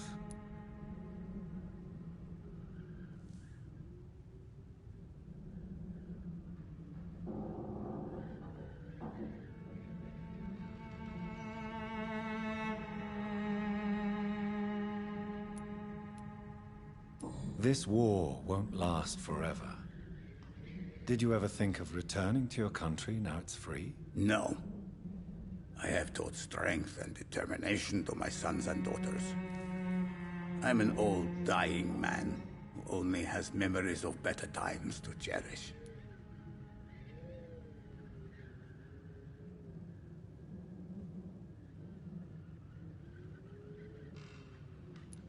Don't be embarrassed, sir. If you must know, my own father disappeared many years ago, and I forgave him. It's quite awkward to talk about our families like this, but thank you, Dr. Reed. I appreciate your trust.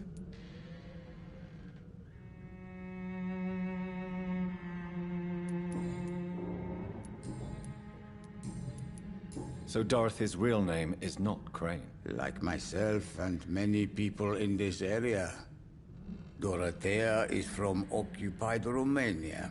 That's all you need to know. She seems important to the community. More than you can imagine. The West End does not want to hear of Whitechapel's misery. Dorothea is one of the few doing something about it.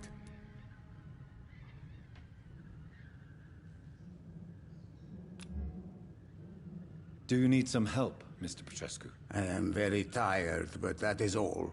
I don't need you, Doctor. Well, I think you do. Take this, and you'll feel better. Free drugs from an English doctor? It must be my lucky day.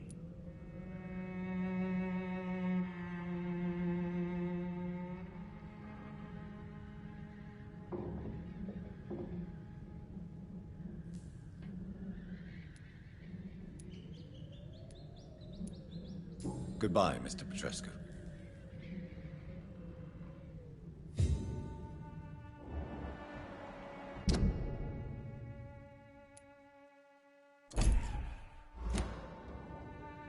Yes?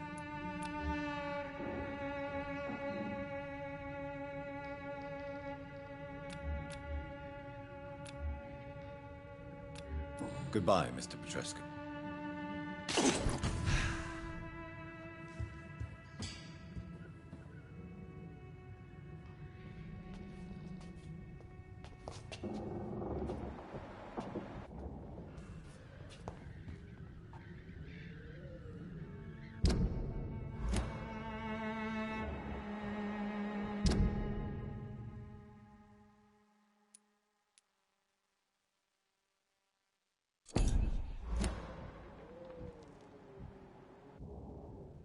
Yes?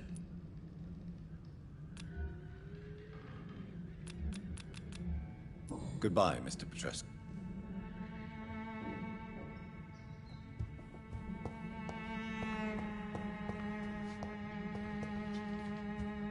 It's locked, all right.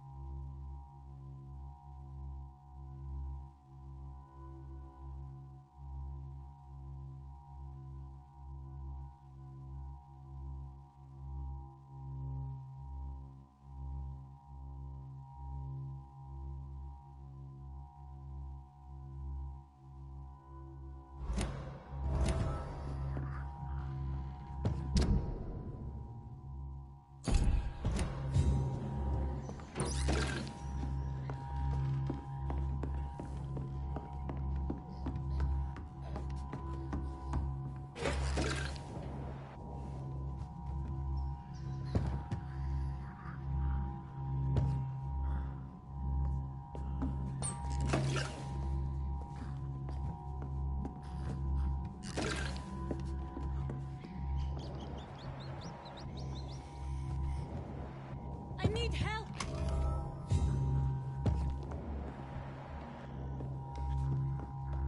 He's going into convulsions, Doctor!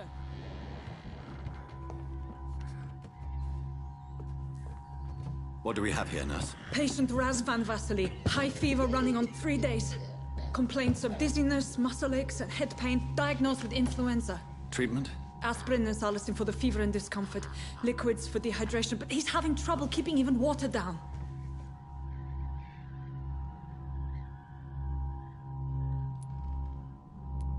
Aspirin and salicin, you say? Why not some warm milk and a kiss on the cheek? Where are the quinine salts? Tried buying, borrowing, even stealing. There's none to be found, Doctor. He's not convulsing, he's choking. He's not getting any air. Scalpel! Hand me that scalpel! What can I do, Doctor?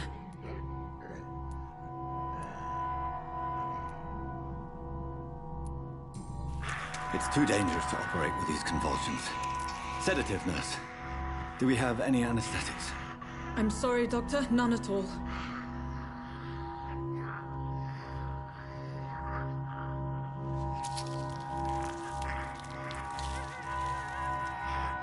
I need to perform a tracheostomy. Short pipe. That rubber tube will do. We're going to cut a passage for air through the neck. Yes, Doctor. He's breathing again, but he's coughing up blood. Internal hemorrhaging. I need to make another incision into the chest cavity to drain the fluids from the lung. Prepare another tube. A thoracostomy. Doctor, we've nothing to fight the infection. We need an aseptic environment. Don't question me, nurse. I need a drain. Now. Yes, Doctor.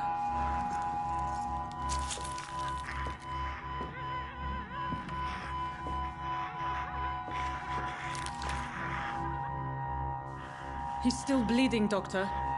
I'm losing his pulse. The drain must have punctured the intercostal artery.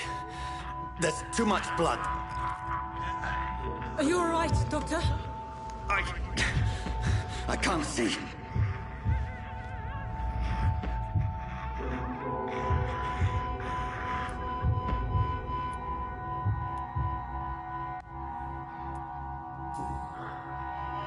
I must first suture the artery.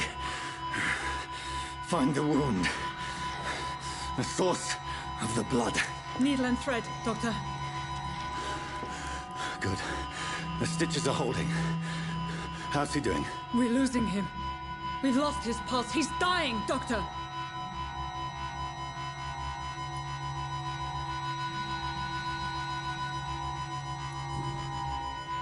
Cardiac massage, now. Cardiac... What? Are you making this up as you go along?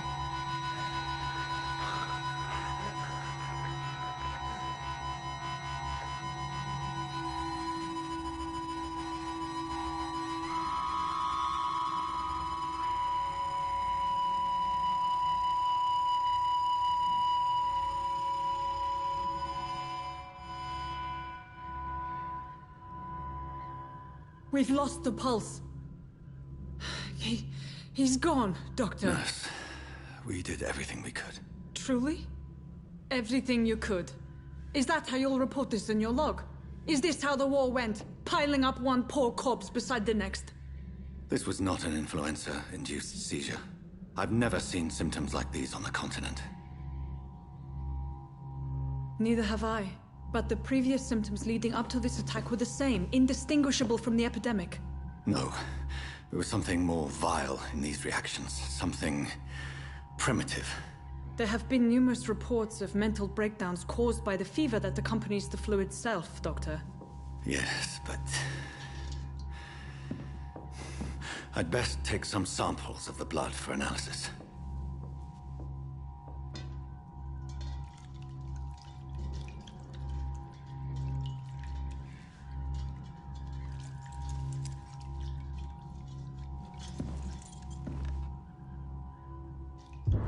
I doubt you're here to test my bedside manners. It's locked. It's locked, all right. To what do I owe this courtesy? I suspect it was more than intuition alone that led you to us. So, How might I be of service, Dr. Reed?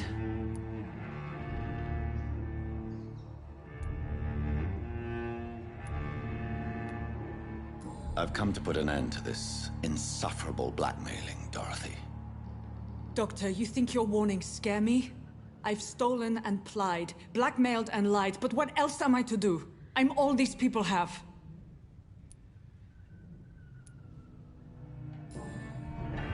You've convinced me of the sincerity of your actions and their noble justifications.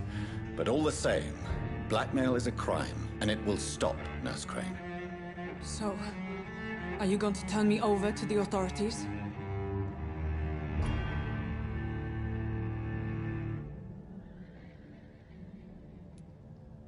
Listen very carefully, Dorothy. You will erase from your memory everything you pretend to know about Lady Ashbury and Pembroke Hospital. Let that rich bitch off the hook over my dead Nurse body. Crane, enough. Listen as if your life depended on every word. I know you've a generous heart who gives freely to those in need, but you shall walk away from the shadier streets of your business. I will never abandon... Dorothy, the discussion has come to a close. Your clandestine activities in the Resistance are over. Let it go. I'll let it go. Yes. All gone.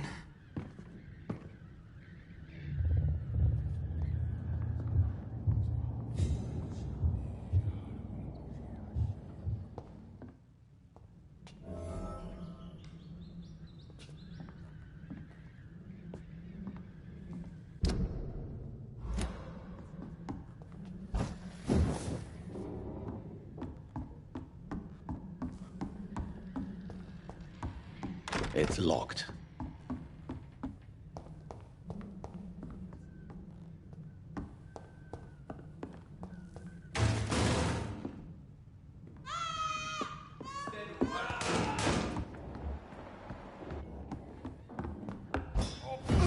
See them fancy clothes? This one's a top!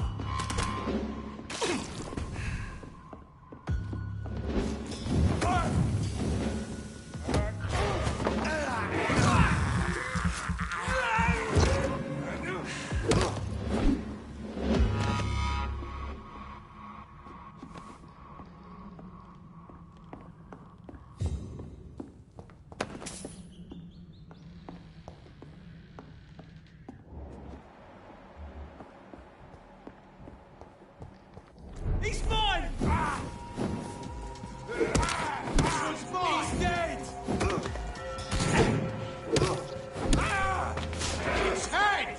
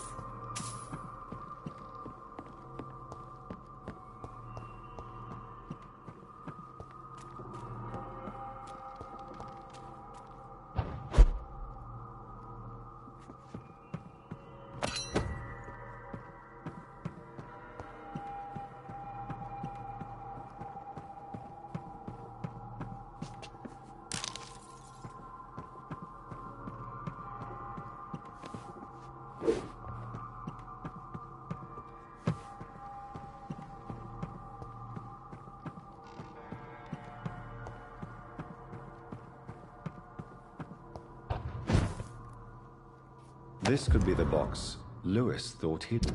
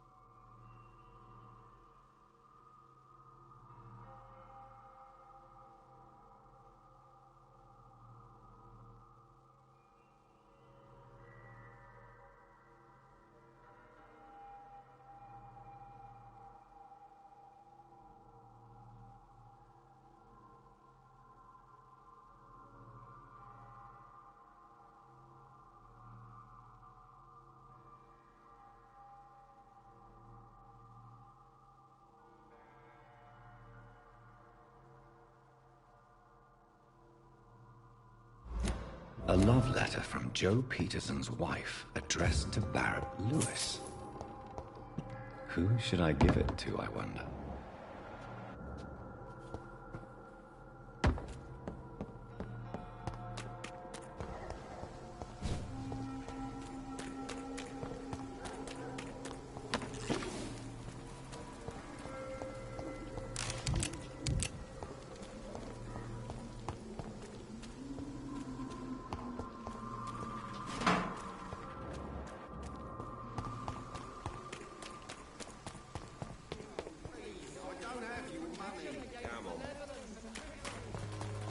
Barrett, you know the game.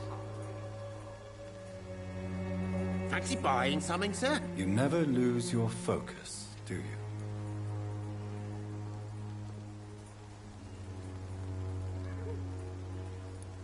I found this box in an abandoned building nearby. I believe it belongs to you. Let's have a look. Yeah, this is mine. So, you faced those loons that roam around there. Extraordinary. I suppose I was lucky. Luck is a commodity round here. Yours should be properly rewarded. About this package, it's not just tools and trinkets, is it? I want to be rude or anything after your kind gesture, but it's none of your business.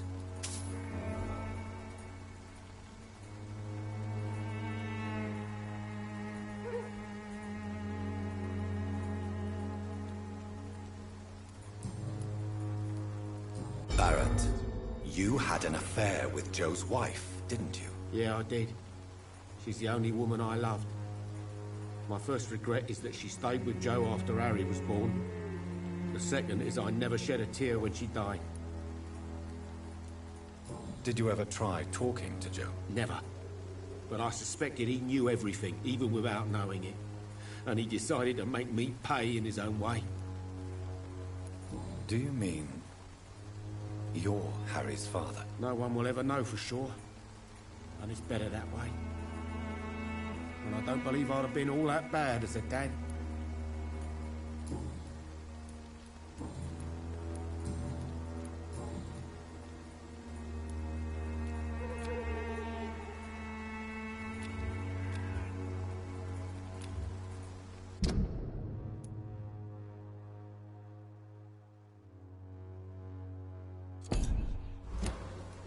Goodbye for now, Mr. Lewis.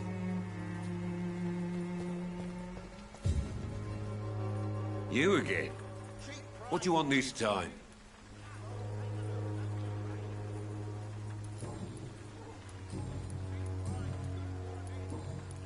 Goodbye, Mr. Peterson.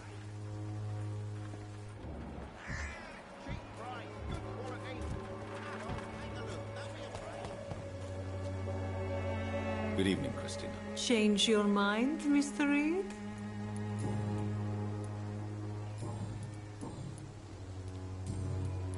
Goodbye, miss. Take care of yourself as best you can.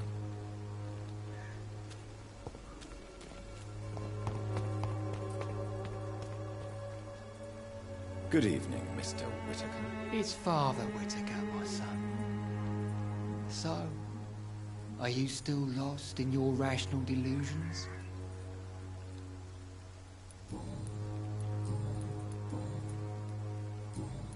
I have heard enough for tonight. Goodbye.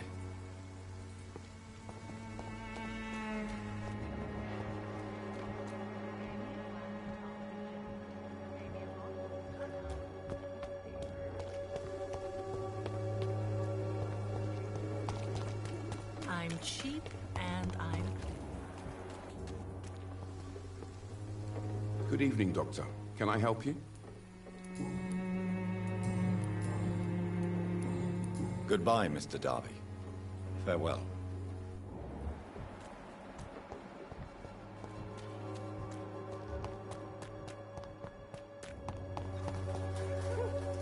Hello again, miss. Very well.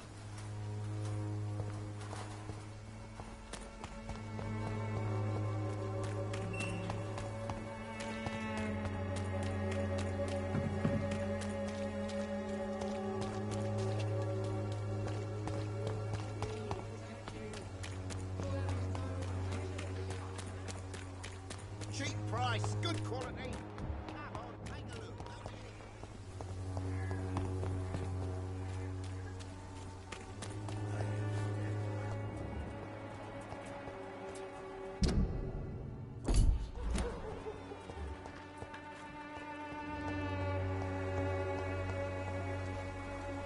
Good evening, my dear colleague.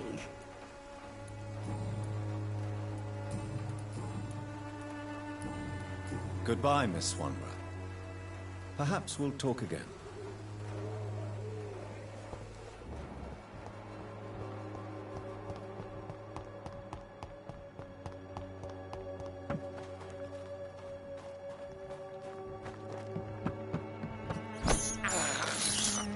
This is despicable.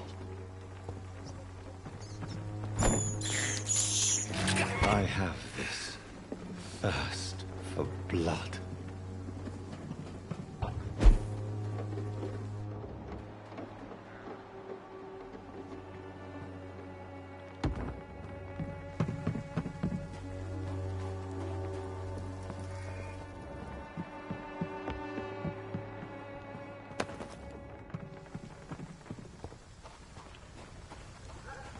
It's locked, all right.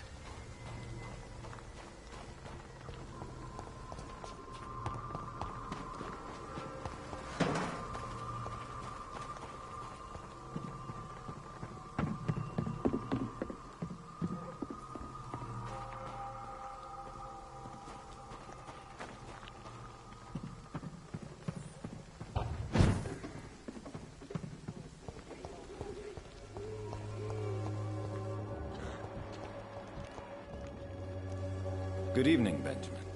Can I help you? I'm afraid not, Mr. Reed.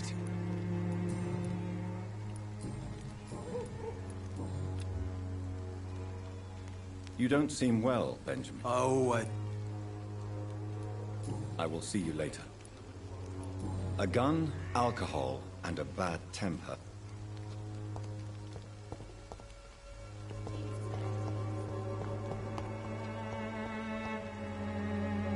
How are you, boy? I'm not your boy, all right? Now piss off.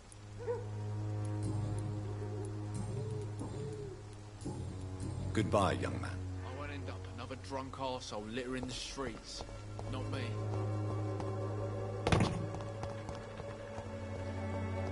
I cannot enter.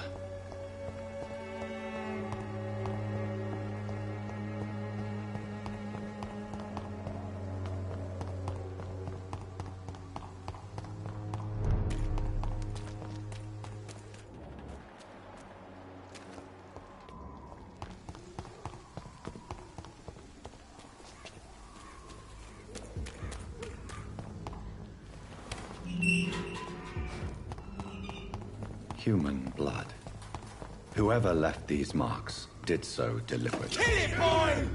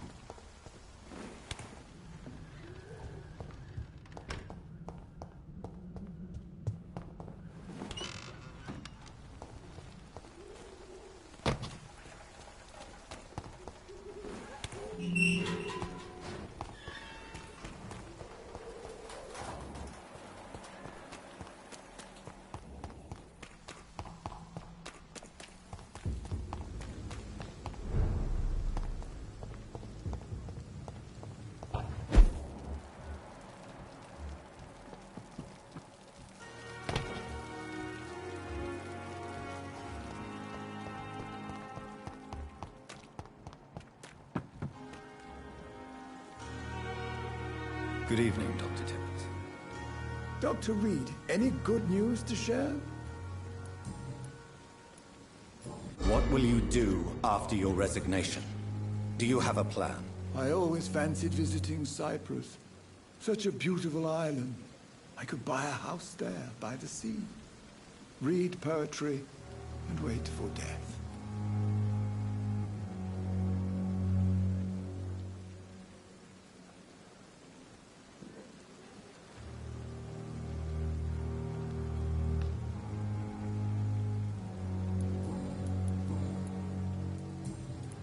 Goodbye, Dr. Tippett.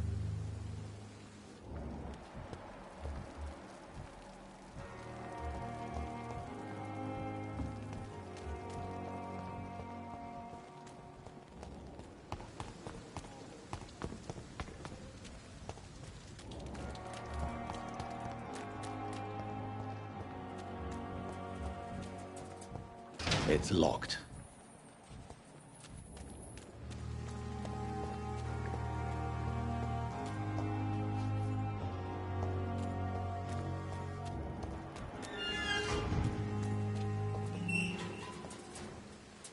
Hello again, Mr. Blight. I'm happy to see Mr. Thatcher is safe, for now. I'm eternally grateful, Doctor. We were total strangers, and you helped us anyway. Can't thank you enough, sir.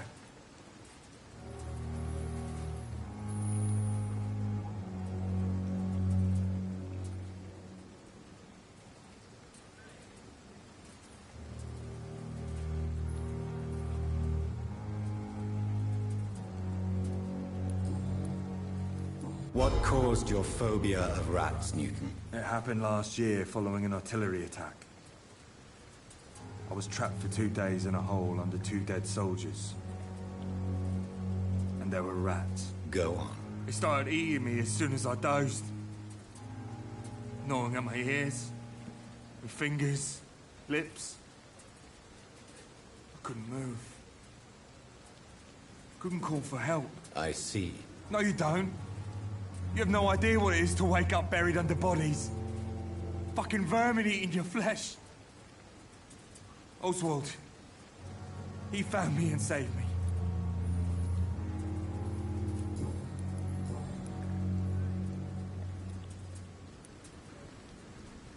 Why do you stay here now that Mr. Thatcher's back? It's complicated. Since the war, Oswald's been really nervous with the idea of entering any hospital. And me, I've got my own issues. Can you speak about them? Rats, sir. Even seeing one, they turn me. Just want to run. It's that fear that stopped me from going after Oswald when he left.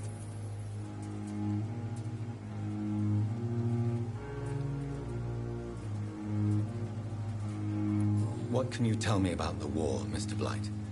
If you want to speak about it, of course. War was... well, you know, sir. The stench of death everywhere. Your mates lying bleeding in the mud. Just praying to make it through and get home. Bloody nightmare.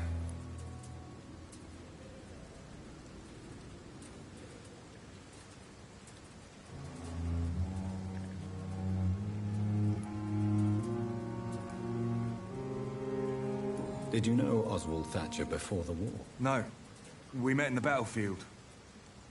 I think we're in the same boat to France. We've stuck together ever since.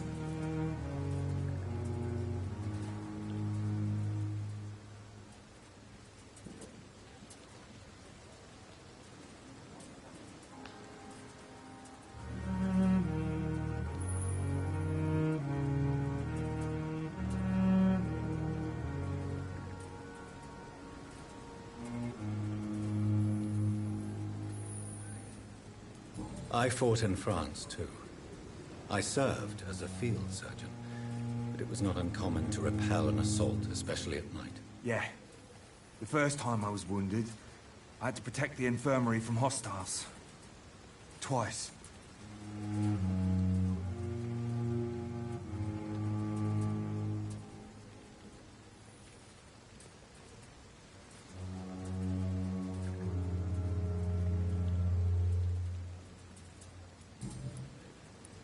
You are always welcome at the Pembroke Hospital. As a former officer, I'll be honored to welcome a fellow veteran. I'm not giving up on bringing Oswald back to the hospital.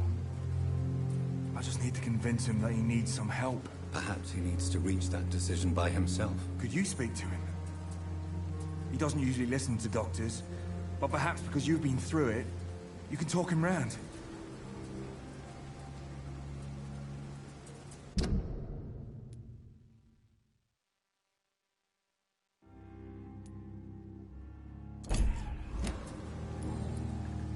Goodbye, Mr. Blight. Take care of yourself.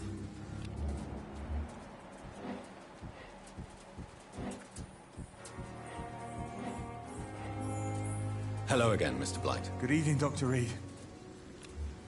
Do you need medical attention, sir? No thanks, sir. Goodbye, Mr. Blight. Take care of yourself.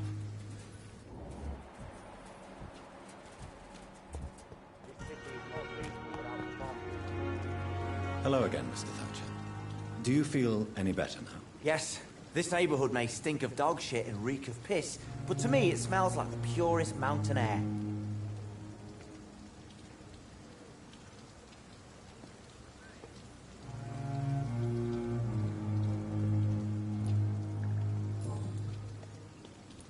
Mr. Thatcher, do you have a job? No.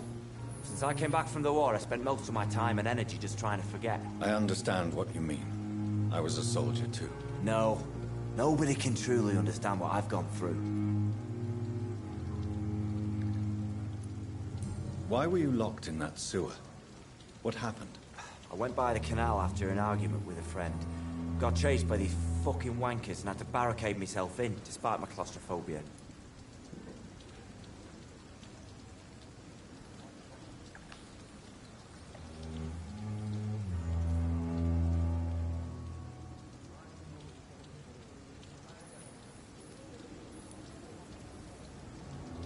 Tell me about your claustrophobia. Has anyone given you an official diagnosis? That's what the bloody doctor said. But I don't want to go to a hospital to get checked again. I'll deal with it my own way.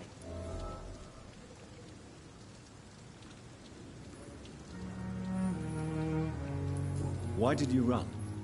What was the reason for your argument? Newton wanted me to go to a hospital. But I can't stand being closed in. Makes me feel like I'm suffocating.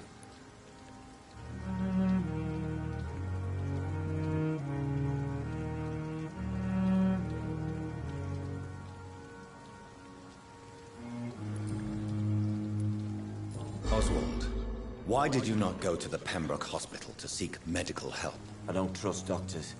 All they care about was their careers and processes. I won't be locked in any room again by anyone. Your fear of being trapped is not going to go away by itself. You need professional help. I've seen enough butchers in white coats to last a lifetime. Hospitals reek of chemicals and death. What I need is fresh air.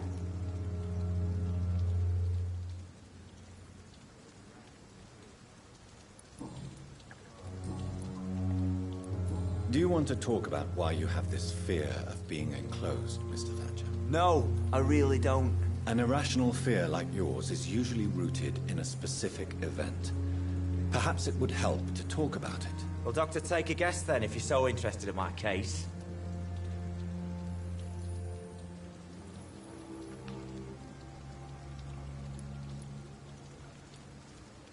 Perhaps you were trapped or locked in somewhere as a child.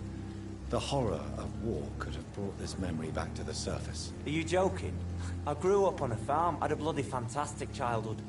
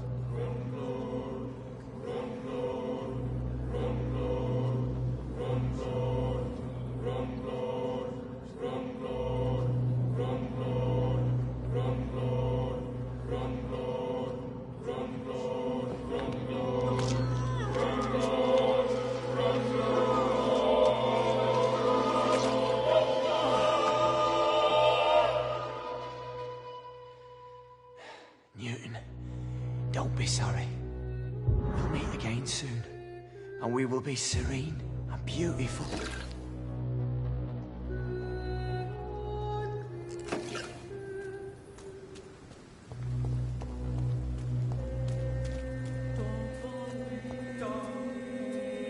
Hello again, Mr. Blight. Good evening, Dr. Reed.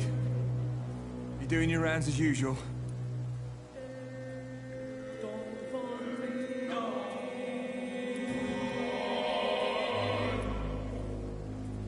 How do you feel about Oswald Thatcher? You are more than friends, aren't you? I love him. I love Oswald. We knew we wouldn't survive the war without each other. But I am terrified, Doctor. What frightens you so much? What if people find out? Oswald says I'm ashamed, but it ain't that. It's more, well, you know, I never thought I'd love a man.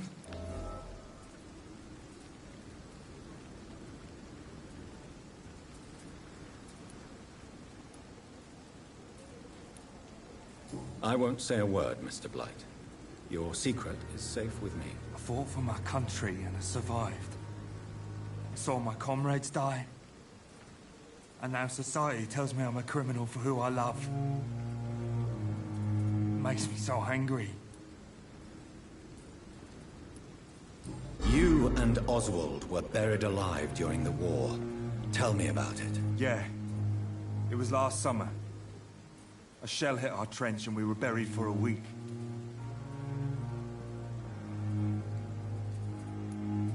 How did you survive for a week? Luckily for us, there were rations and water in the tunnel. It was an outpost, see. Since then, Oswald's not keen on being inside for too long. Oswald seemed far more traumatized than you by the event. It wasn't the first time it happened to me. And surviving it again gave me strength. You believe that?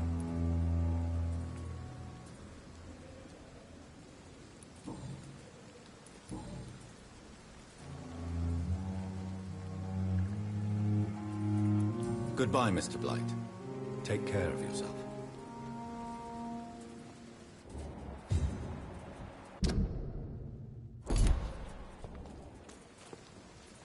Hello again, Mr. Blight. Good evening, Dr. Reed.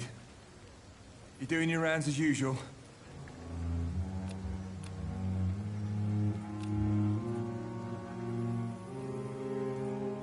Goodbye, Mr. Blight.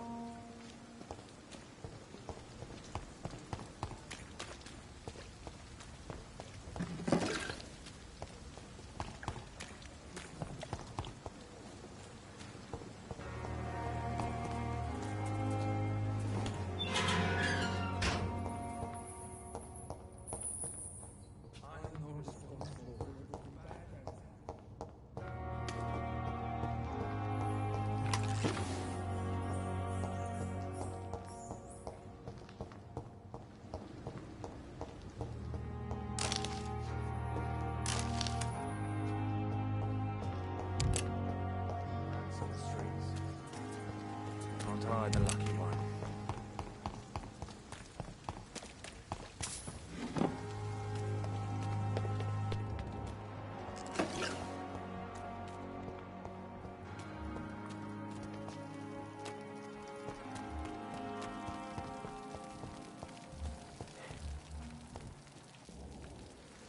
Good evening, Nurse Brannigan. Good evening, Doctor.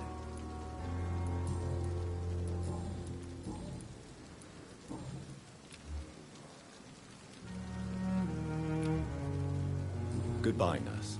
Call me if you need assistance.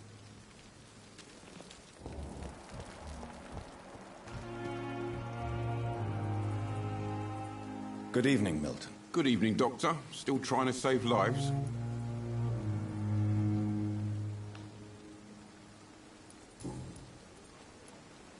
Do you know that Nurse Hawkins is thinking of leaving the hospital? That's not a surprise. We've talked about it already. Does it not bother you? Sometimes I think she may be right. We should run away while we can. The question is, where can we go? Where is it safe?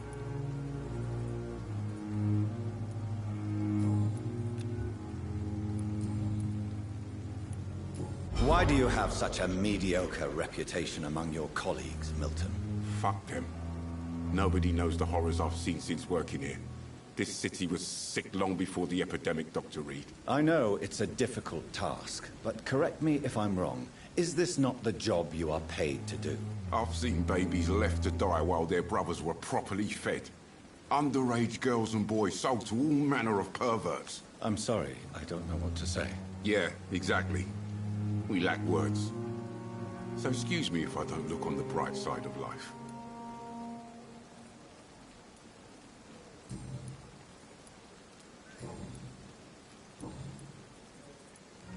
Goodbye, Milton.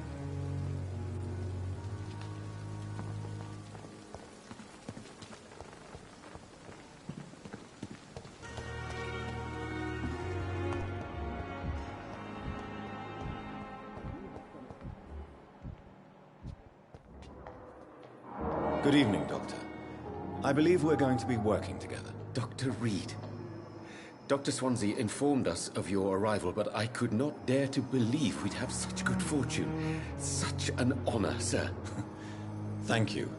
And you are? I am Thoreau Strickland, Dr. Thoreau Strickland. I'm a great admirer of your work, Dr. Reed.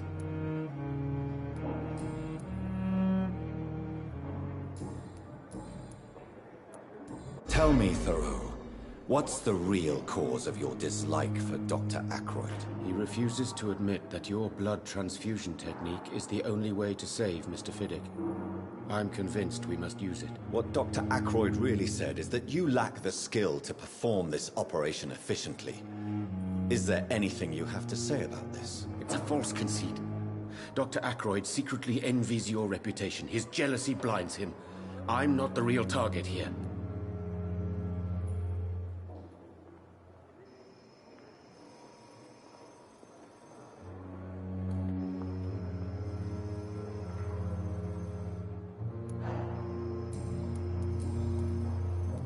Please, could you tell me something about yourself?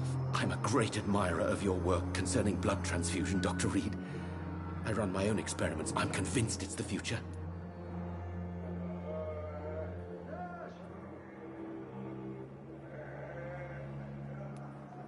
I based my technique on my mentor's research. He helped me perfect my method. What is yours? I'd rather not talk about it. For now, it's just theories and first approach.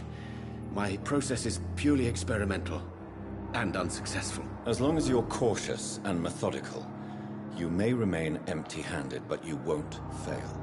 You're not the first one to warn me, but I am convinced knowledge is the main weapon against the ravages of this epidemic.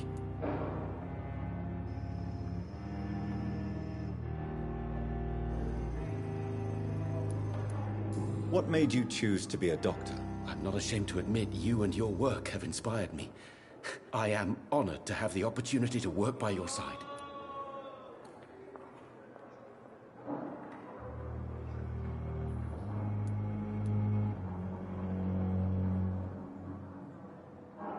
You will obtain nothing from me by flattery, my young colleague. Oh, I was not flattering you, sir. Not at all. Just clumsily expressing my sincere admiration.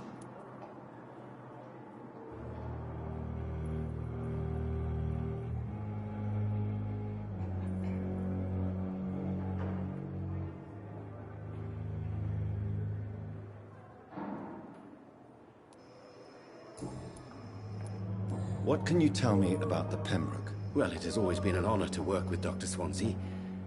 But with your arrival, I can't think of a better opportunity to learn about blood transfusion.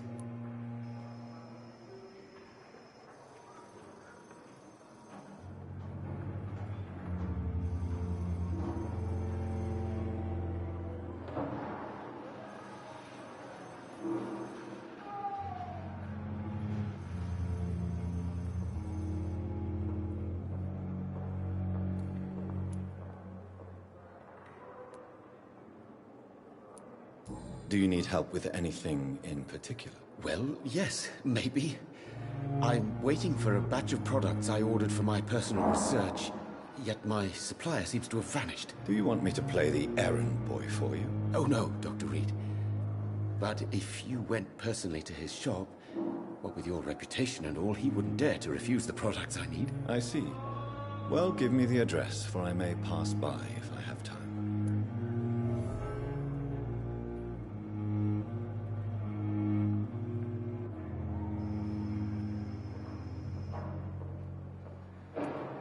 You seem quite optimistic. It's a rare and precious attitude in these difficult times. I'm convinced that this epidemic is a test of endurance and dedication for us men of science. Questions remain about our capacity to resolve the situation. True. Last summer, during the first wave of the epidemic, I used to joke with Milton about the extra work. We're not smiling now.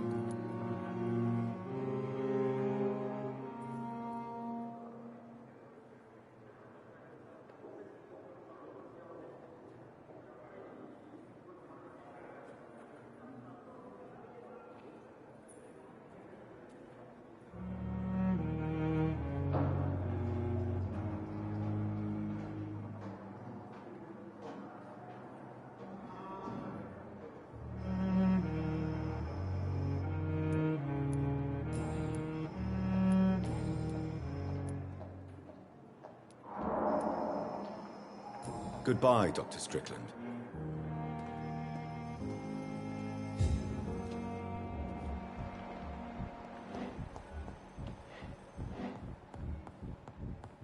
I cannot enter. I will not let you down, my boy.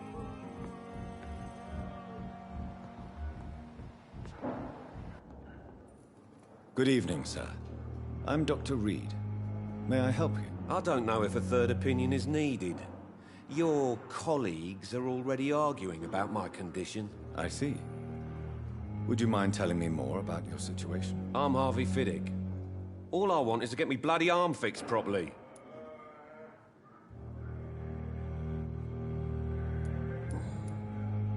Tell me about yourself, Mr. Fiddick. I'm just a regular guy waiting to get his arm fixed, so I can return to work and to my family. I was more curious about what you were doing before being hospitalized. I'm a carpenter, and a good one too.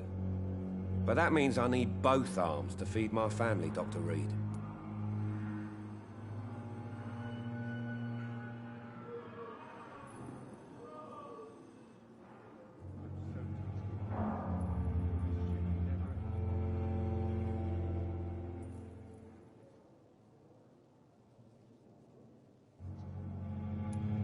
Tell me about the doctors who are arguing about your case. Strickland and Aykroyd. They both want the best for me, but there's a lot of pride there. Doctors are no different from carpenters, it seems. What do you mean? I often had professional arguments with rivals on a building site. Difference is I disagreed about wooden nails, not flesh and bones.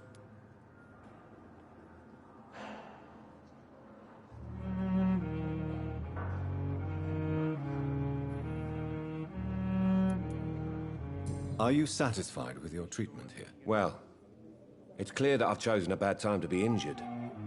Forgive my bluntness, but you seem overwhelmed by cases of the flu. I won't lie to you about it.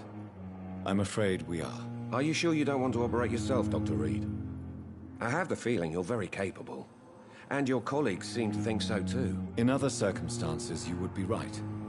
But for now, I don't think I can take on the responsibility. My apologies.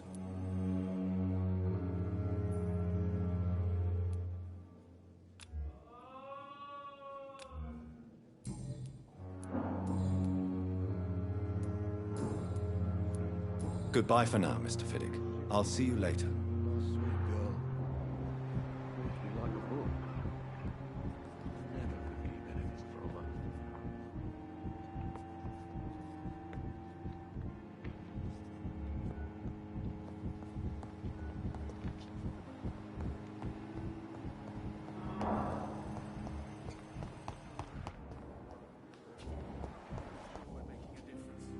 Good evening, sir. I'm Dr. Reed.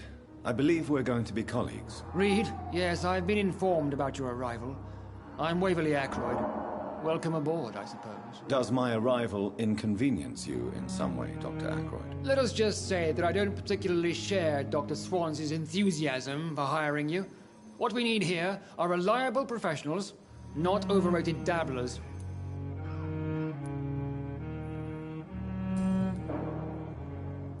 If you have a problem with me, Dr. Ackroyd, please feel free to tell me. Dr. Swansea has imposed your presence on this hospital without asking anyone's advice. The benefit of his position. But I don't agree with it. I know we've never met before, but I believe this hospital could use all the help it can get. You will agree with that, I'm sure. Oh, but I have heard about you, Dr. Reed. Of course, you can't say the same about me, since I have not wasted my time courting the press.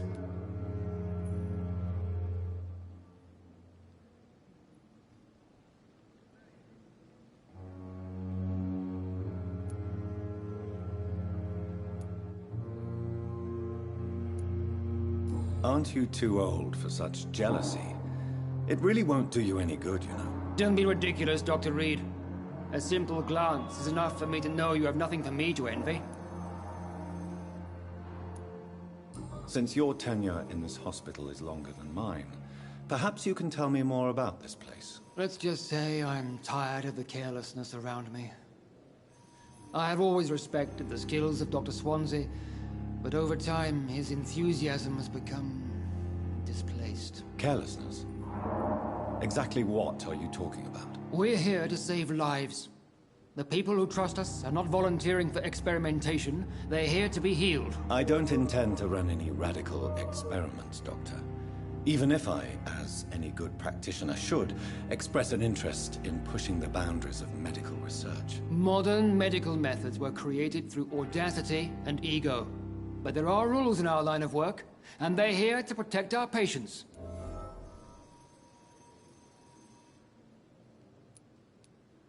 Tell me, Waverly, what do you think of Dr. Strickland's enthusiasm for his experimental research? Strickland is playing with his patients' lives for pride and glory.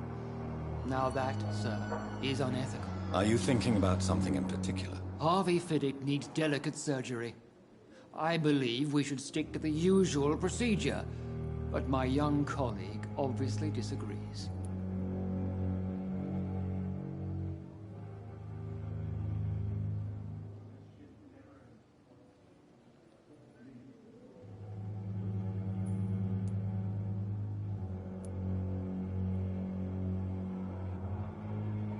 Why do you wish to lead this surgery? I strongly believe that Mr. Fiddick should not be butchered to test an unproven procedure.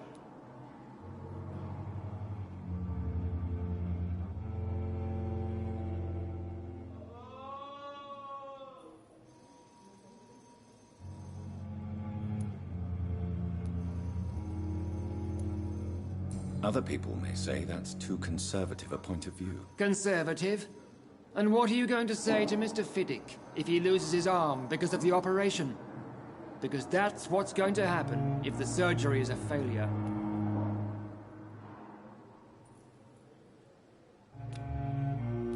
And are you not afraid that your rivalry with Strickland may be blinding you? Rivalry? I guess you could call it that. But I will never be childish enough to let my personal feelings affect my judgment.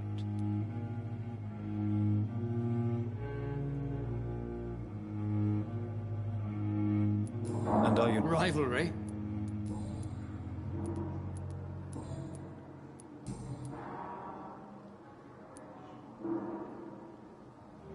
I don't know what you've heard about me, but I have already proved my value as a practitioner. I don't question your skills, Dr. Reed, but your motive. Is it money, fame, or are you truly dedicated? And what exactly is that supposed to mean? I served in the war just like you. But unlike you, I did not use the wounded to play the modern sorcerer. Be careful what you insinuate, Dr. Ackroyd. I only want you to admit you used those men to improve your theories.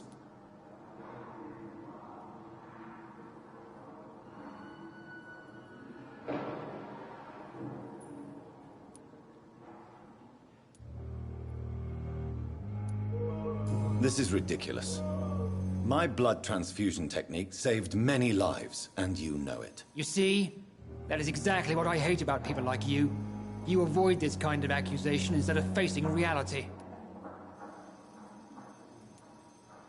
It seems you have bad memories of your military service. I refuse to see this industrial slaughter as scientific progress. War only reveals the worst in men. We can at least agree on something, Dr. Ackroyd.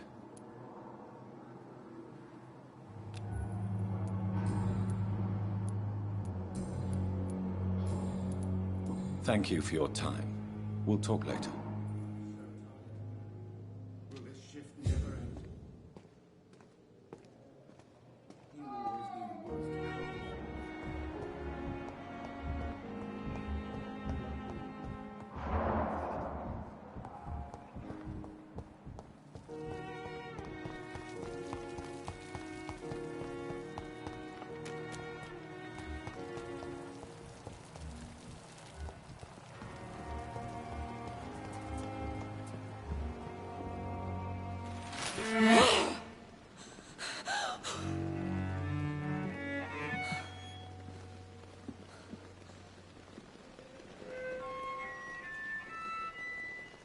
I would ask you to avert your eyes, sir. Or did you not know it was rude to stare? I knew it. Speak up, Dr. Reed. I like a man who speaks his mind.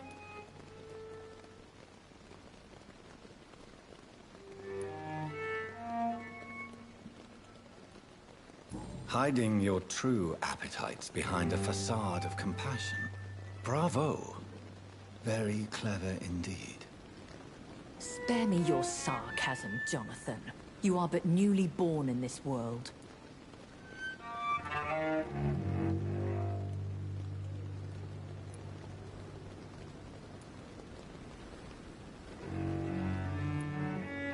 We are vampires. We live by leeching the blood from weaker prey. We are Darwin's next chapter. His cynical and perhaps ultimate expression.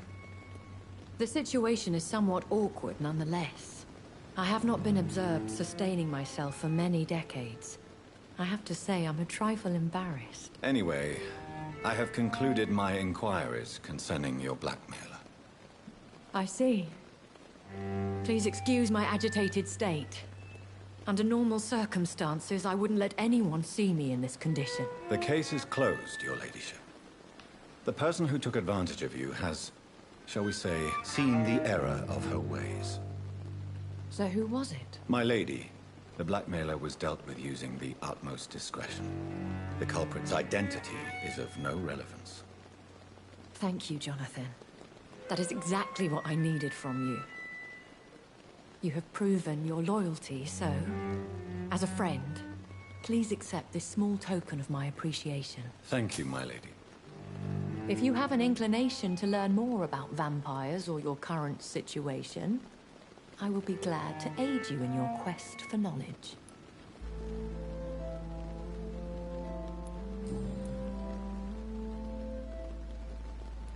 Why does Dr. Swansea allow you to feed on the patients of the hospital? Dr. Swansea is a good and compassionate man. He is trying to find a solution for our hunger. Until that happens, he is clever enough to understand that I only feed upon the dying.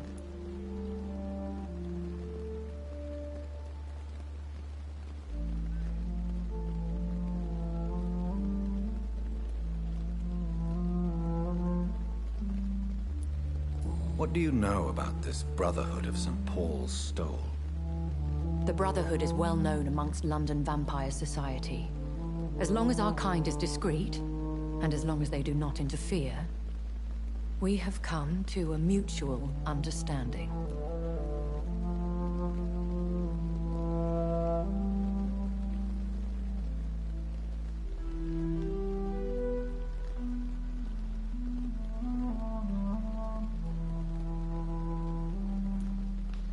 And no one suspected you of the murders? As you well know, suspicion has recently fallen on me of killing for pleasure. But you have my word, Jonathan. I take no pleasure in taking a life.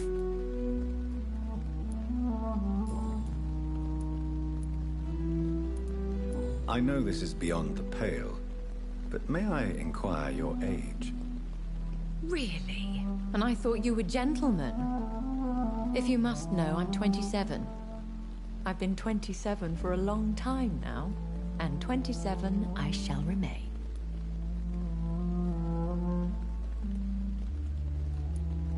And who bestowed upon you this eternal youth?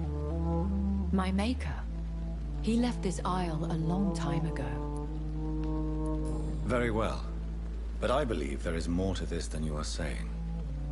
A lady has to have some secrets. Why did you save me in the canning factory? I could hardly stand by and watch such a promising young blood as yourself be torn to shreds by some gutter scowl.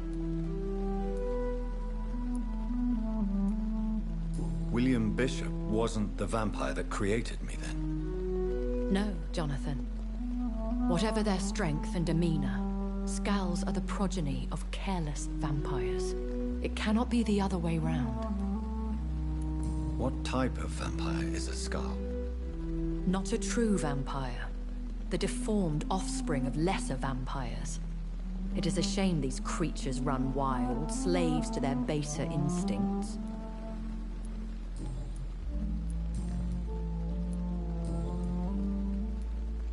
I've been away from London and England for 3 years.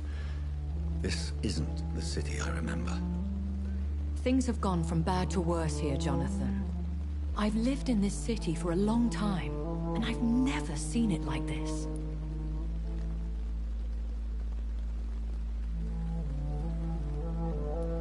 What is it you fear? Fear has long since flown this form. But there is something malevolent circling us. I feel fear is merely waiting in the wings.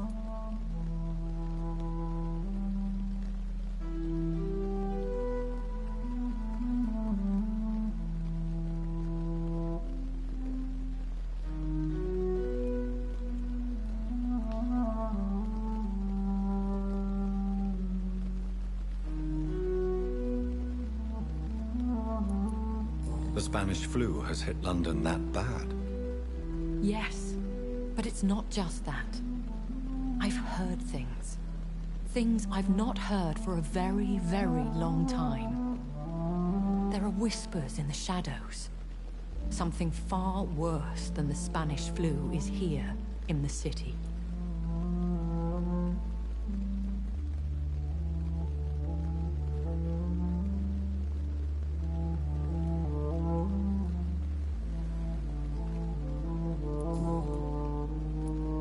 Are there many vampires here in London? Immortals are of a rare breed, and we often tend to hide. But you may occasionally meet some of us at night. Do you know any of them? Have you an idea of the identity of the vampire who attacked me?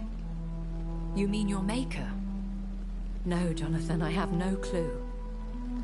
But I fear he or she is as careless as cruel.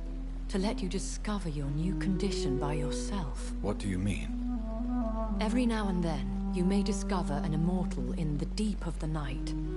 But we are a rare and reclusive breed. Our progeny is almost never accidental. Will they all be as affable as you, my lady?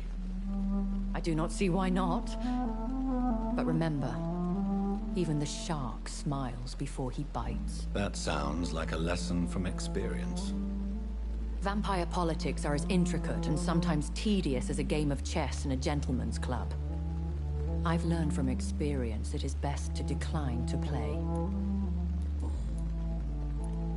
When I awoke, changed, I was chased and attacked by vampire hunters. Prepared and well-trained. Though I can't be certain, more than likely it was the once glorious Guard of Priwen. You make them sound like some sort of cult. More a society. And like all the best ones, a secret society.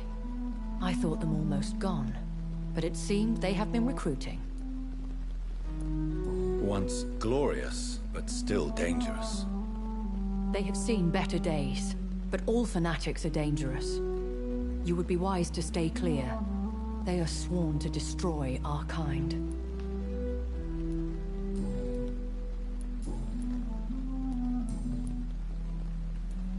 I've been hearing a voice talking in my head. Is this some kind of insanity? It feels like the voice of the vampire that created me. Hush. Tell no one this. It would be unwise to talk of such things amongst British immortals. Speak no more of your maker.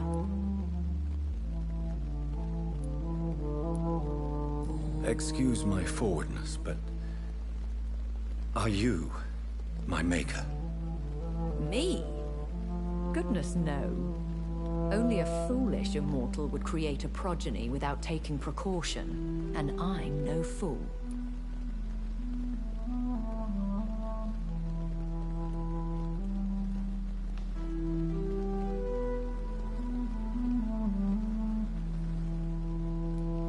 How could this cause offense?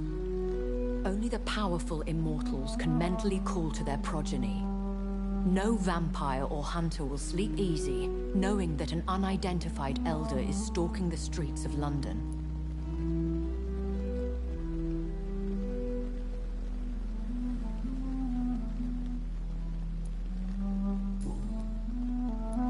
A vampire? Is that what I am? What we are? Such a crude word, defined by penny dreadfuls and drunken hacks. No. You are now an Ekon, and that you shall remain.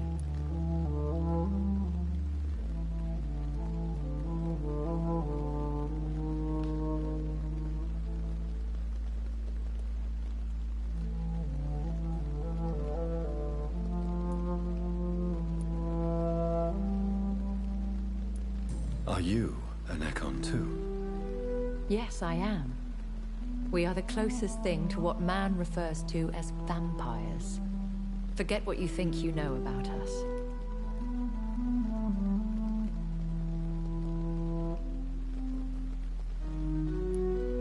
So we are Ekons. How can I identify us amongst other vampires? How to put it? All Ekon are vampires. But all vampires are not Ekon. We are but a branch of the immortal tree.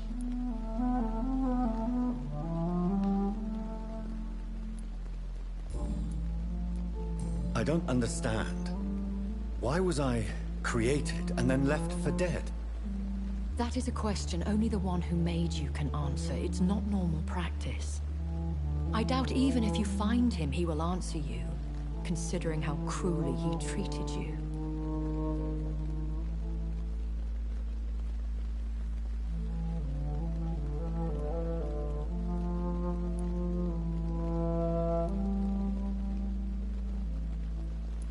I'd like to avoid creating another vampire by mistake anyway. Tell me, how is it done? The process is dangerous.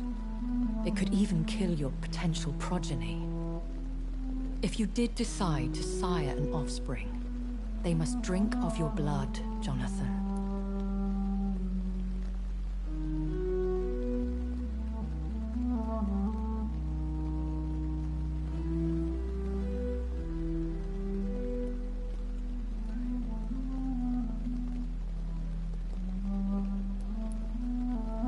So me being a vampire could have been a mistake. I very much doubt it, Jonathan. Contrary to the legends, it is not as simple to make another vampire by just biting someone.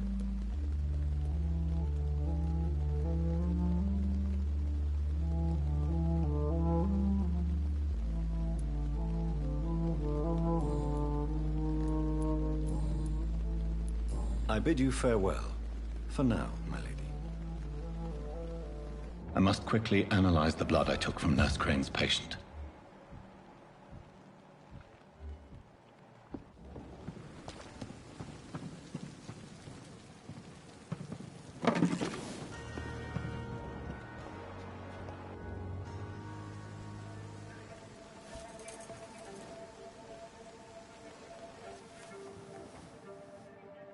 How can I be sure I'll not find your unconscious body in the house again?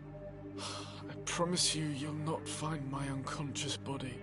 For God's sake, how can you say such a thing? How can you refuse to listen? I tried to warn you for so long. No, I won't let my only son die. You promised me you'll stay alive. Your son lied to you, like the whole world lies to us.